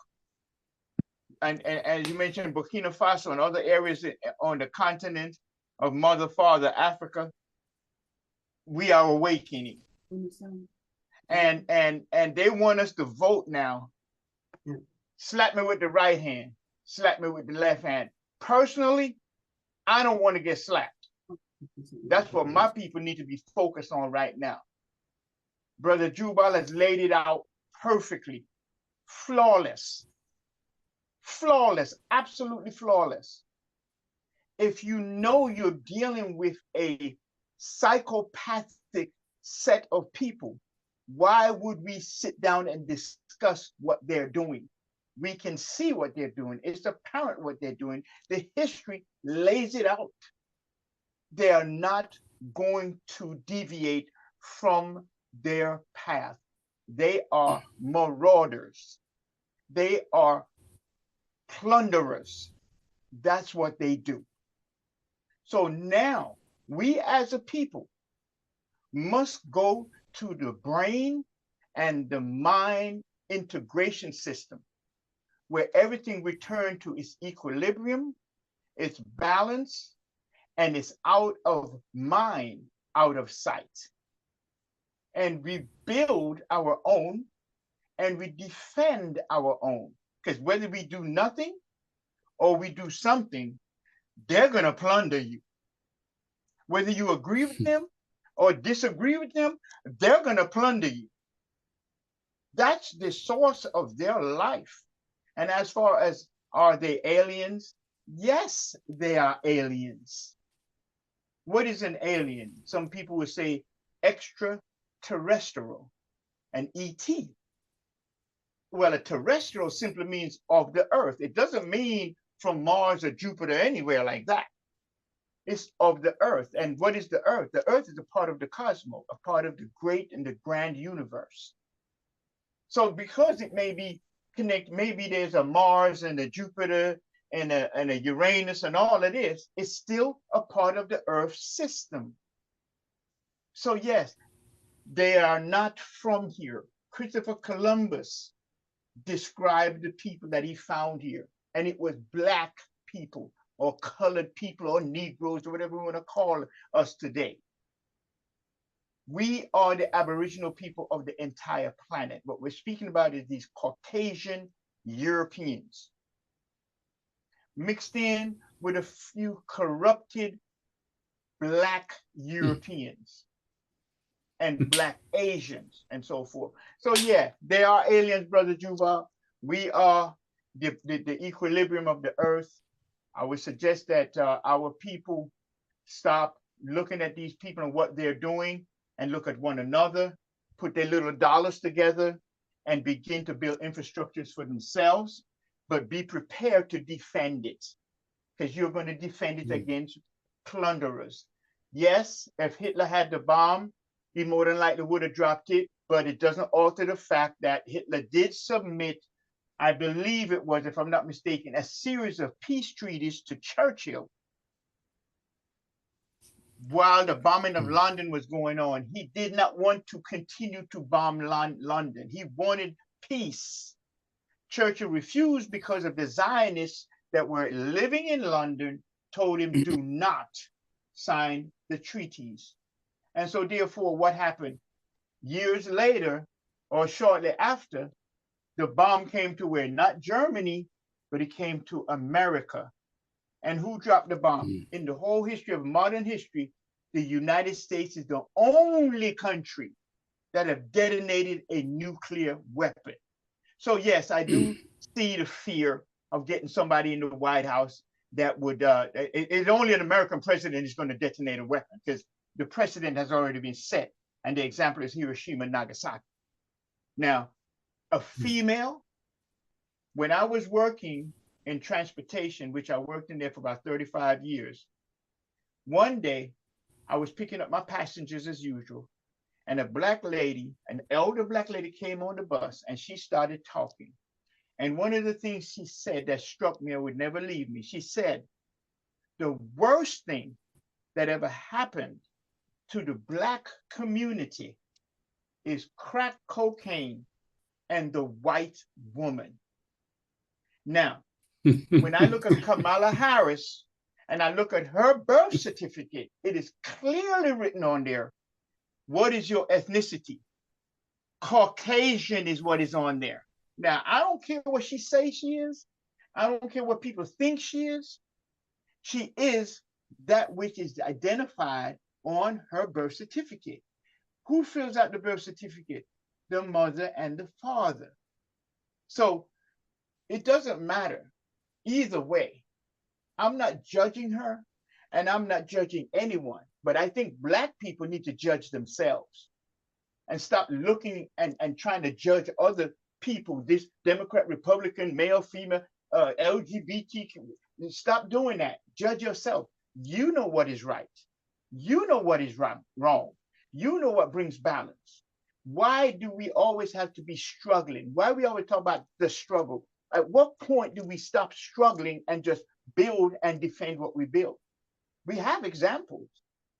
The cities are under the lake, Lake Lanier. The universities and the different places have been built on top of our towns that we built, and we built thousands of them. We built thousands of towns that were destroyed by these people. So it tells us now today, if we are to survive, we must take command, because we've been given control of ourselves. We've been given the leadership to lead ourselves, to govern ourselves, but we have to take command, and that's what we're not doing. We're giving our rights. All right. Yes. Ahi, do you have a response to what Jubal was talking? Ahi, you still there? Hear me? Yes. He was saying, Can you hear me? yes, we can hear you. Okay. Why aren't our forefathers and ancestors aliens? I mean, look at the Star Sirius, for instance. I forget the name of the tribe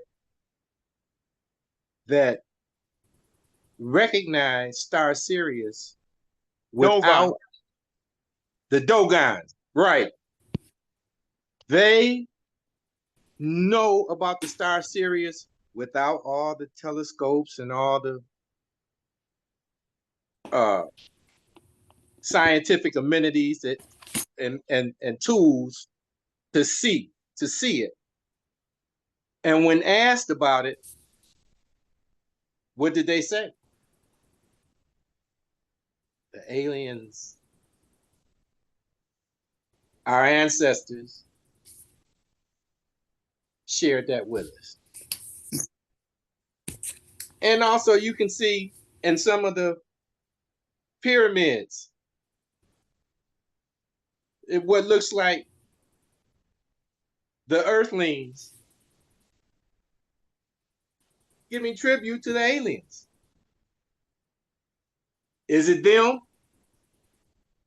or is it us? That's all I have to ask. All right. Rashaki? Very interesting commentary. I've been listening and reading the information for Brother Jubal for years.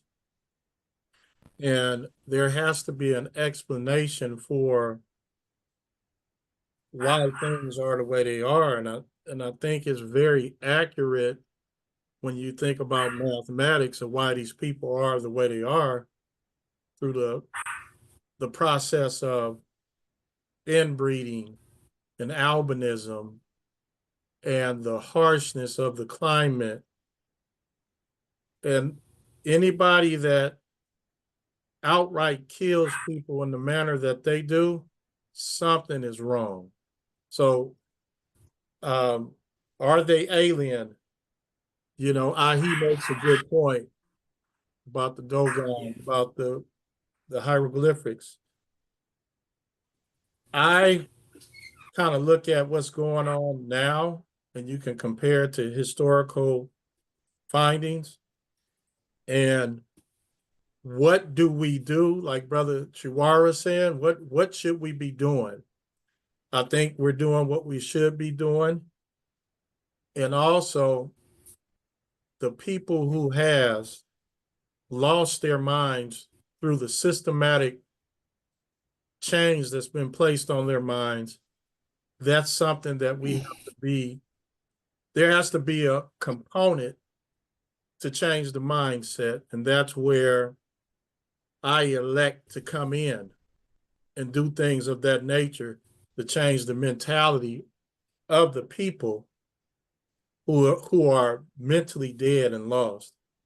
So Brother Jubal has always been an extraordinary researcher, and the information he provides is bravery, because most people want to adhere to a religious system which causes them just to believe, and just to believe in something is psychologically damaging to me. So, you know, I don't have that type of practice. So I just appreciate the scholarship, the wisdom, and the continuous fight to get across the points that Brother Jubal are getting across. And I'm in educational heaven when I come here and can listen to all of you brothers. So I'm in great appreciation of you, Brother Jubal, and everybody that's on the panel. All right, we're gonna go to Asir. He had his hand up. That's Brother Chawara. Chawara. Let him answer his question. Then we're gonna let Jubal close it out, and then you can tell us what's on tomorrow. Okay. All right, go ahead, Chawara. You got your hand up. Yes, yes. I wanted to just clarify for the other brother that spoke, because I said that the earth is a part of the cosmos, the entire universe, the galaxy. So when some energy or life form comes from another planet, it is a part of the same housing. It is not a different nature. The word alien is simply saying something from, or some entity from, not from where you are. In other words, an outsider. That's what an alien is an outsider, not outside of some alien like Martian type thing, just not from where you are from. So if you're from Britain and I'm from Africa, and you come to Africa, you are the alien. If I go to Britain, then I am the alien. That's what the alien means. Now, as far as extraterrestrial means, extraterrestrial. Extra is self-explanatory. Extra means extra, additional, in addition to. And terrestrial simply means of the earth. So while they're using trick words to fool the people to think of some Martian come from outer space, no, extraterrestrial is of the earth, and an alien is just an entity or a being from a place other than where you're from. So if we're speaking, if we're speaking in terms of our brother Jubal has said that the whole planet were worshipers of nature. Nature is not just trees and seas and rivers and stone. Nature is the entire galaxy, the entire cosmos comes into play. So we need to lose the Europeans' ideology, the Caucasians' philosophy. We need to lose that. I mean, throw it in the trash, because it's all lies and designed to confuse and to railroad us, period. That's it. All right, good. Jubal, I just want to say thanks for coming on. And I understand you people diligent trying to get us to understand the nature and the mentality of the Caucasian. I think that was the thrust of what you were saying, why they do what they do, and they how their lifestyle shaped their mentality. From the standpoint of not being able to produce food, but go out and gather or hunt it, and become more vicious about territorials, as you were saying, that you conquer land, and that was part of their insight as far as mentality. And I think that's a good, because people want to say, why would people hate you and you ain't did nothing to them? Why would people just kill you over ideology and philosophy rather than sit down and work it out? And you see, it's about dominance. That's why they have dominant, weapons and things of this nature, not to defend themselves, but to steal and take. And that's what colonialization was all about. That's what imperialization is about. Dominance, and people wanted to know, I mean, this type of knowledge has to be taught so that people will understand who they're dealing with, subconsciously and consciously. Sometimes they're like possums, act like they don't want to dominate, but they end up dominating. They come in organizations and they act humble, and next thing you know, they're the president. That's a very serious perspective. I want to just say this. So we deeply appreciate that explanation. And we got to go further, because I know you didn't have all your research. So we're you have an open invitation. We got a tutoring program and other programs that come on behind it. And so we got to go ahead and close out, but I want you to have the last word. Go ahead. Oh, just when I say alien in my mind. You're too close. You're too close. Go ahead. Now try it now. Okay. All right. When I said alien, in my own mind, I mean that it was alien in terms of nature. And, nature is what makes the laws under which we all survive. There's no boundaries, no borders, no separation of this section against that section. It's all connected together. And so when I see a section of people who look different, who not only appearance is different, but who act different than everybody else in the whole history of humanity on this earth, then to me, that is an alien presence. And it's hard to understand where it came from.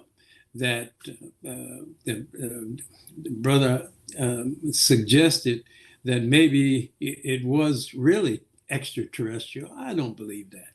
But you could be right. I'm not saying one way or the other.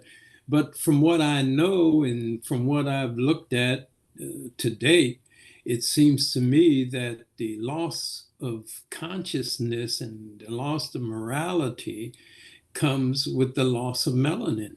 And we always have to focus on the fact that the third eye, the pineal gland, which was so appreciated in our greatest culture, the ancient North African culture, has to have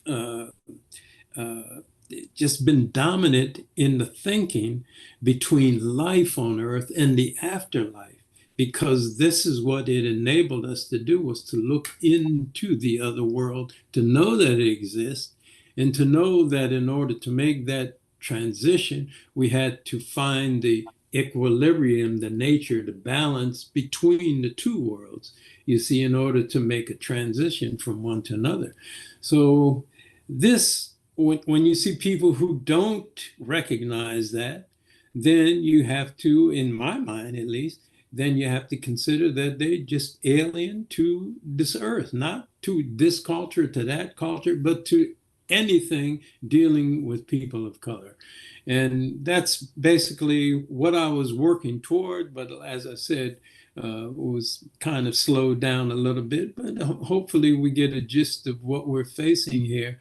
And just one last note, the biggest weapon in their arsenal since they were established some 2,024 years ago is Christianity.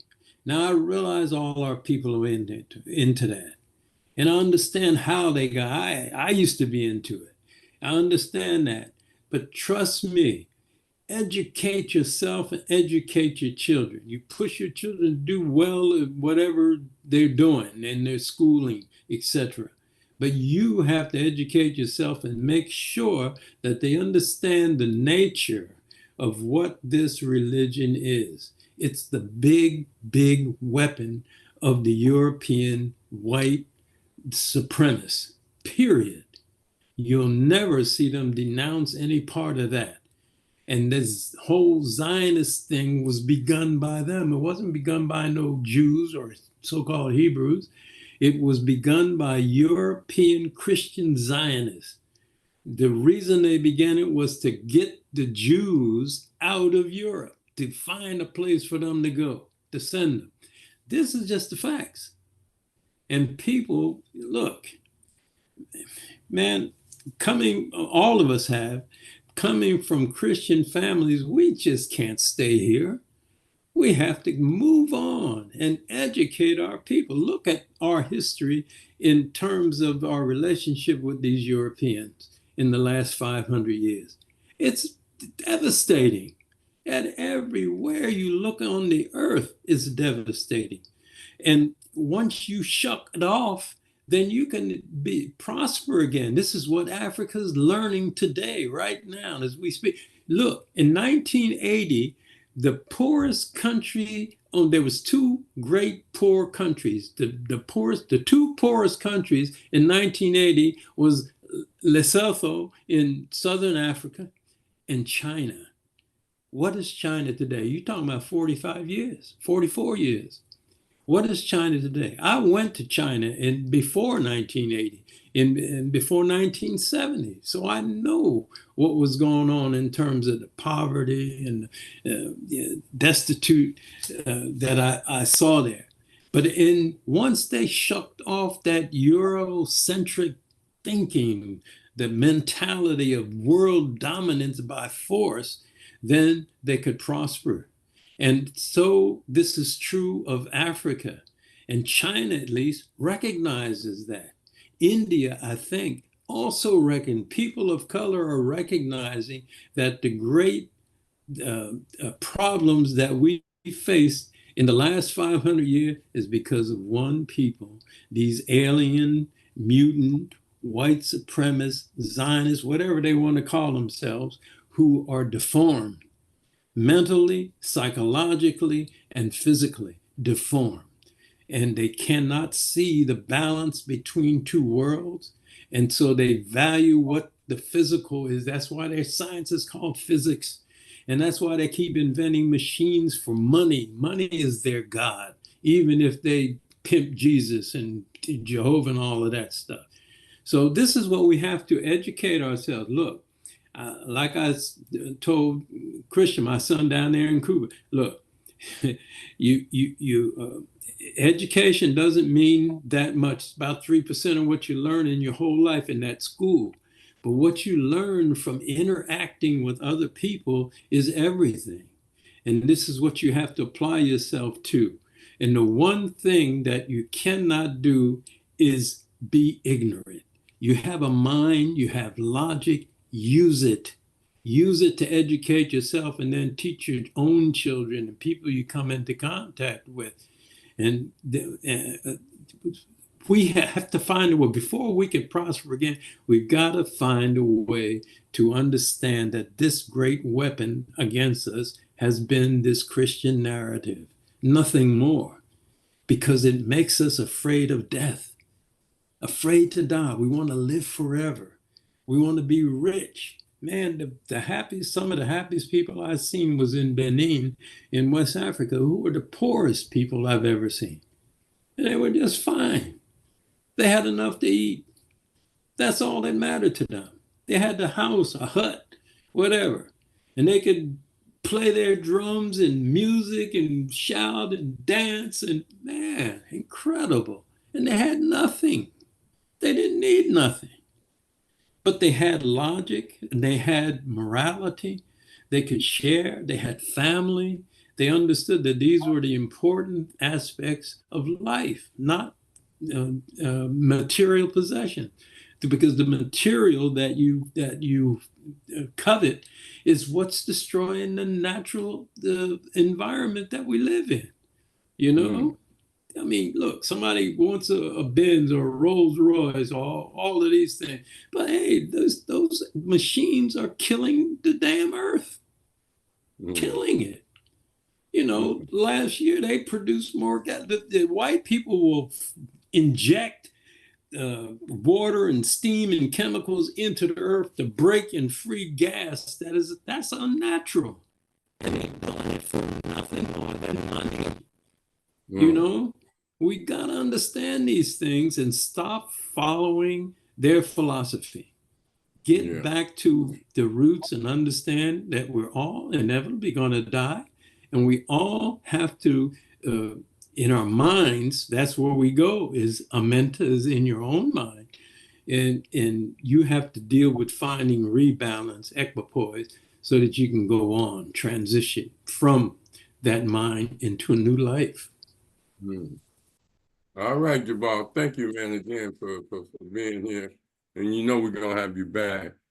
I just want to say, you know, I was in class and they're talking about people talking about going to space, and we need to be able to leave the Earth and go to space to get away. And I told you already in space. You know, I mean, the Earth ain't no box to the Earth. I mean, and like Shara said, you know, I mean, we're all a part of the universe. You know, I mean, this Earth is circling the sun. The sun don't stand still. You know, it ain't about rising in the west and the east. It's the Earth in the solar system. But then at the same time, you know, people like Jubal said, they accept a way of life and a philosophy that imprison them to ignorance and imprison them to either participate in the domination of mentality or be a victim of it by ignorance. And so it's a very important thing to learn, as Jubal said. Malcolm X said, you got to think for yourself. You know, there's not a God that was not created by people. Gods don't create people. People create gods throughout history. Deification and things of this nature. But we'll get into that later, Jabal. We're going to have you back with that. Brother Rashaki, you want to close us out? Oh yeah, man. Beautiful, beautiful. It was worth the wait, Brother Jubal. Thanks, many thanks. And thanks, he, Brother Chawara, Professor Ra, as usual. Hey man, this is lovely. I don't know what else. One more point, Rashaki. Go ahead. That's what they call the immigrants, illegal aliens. You know, and then they call killing. They coming for reparations. Yeah, and they call killing innocent people collateral damage. A human being collateral damage. But go ahead, Rashaki. Yeah. So look, this is just tomorrow's just a continuation. We got the Level Set podcast coming on tomorrow night, and the title is Political Status of Black America. And looking forward to that. It's just a continuation. Okay. Yeah, just excellent. Can't wait to see you again, Brother Jubal. All right then, brother. Okay, it's good to see you. So each one teach one in Conscious Corner. We'll be back. Brother Sharab, we thank you for your contribution, brother. You always coming up with some deep insight. We appreciate it. All right. And you're quite welcome. I asked Rashaki about Brother Jubal because I have his book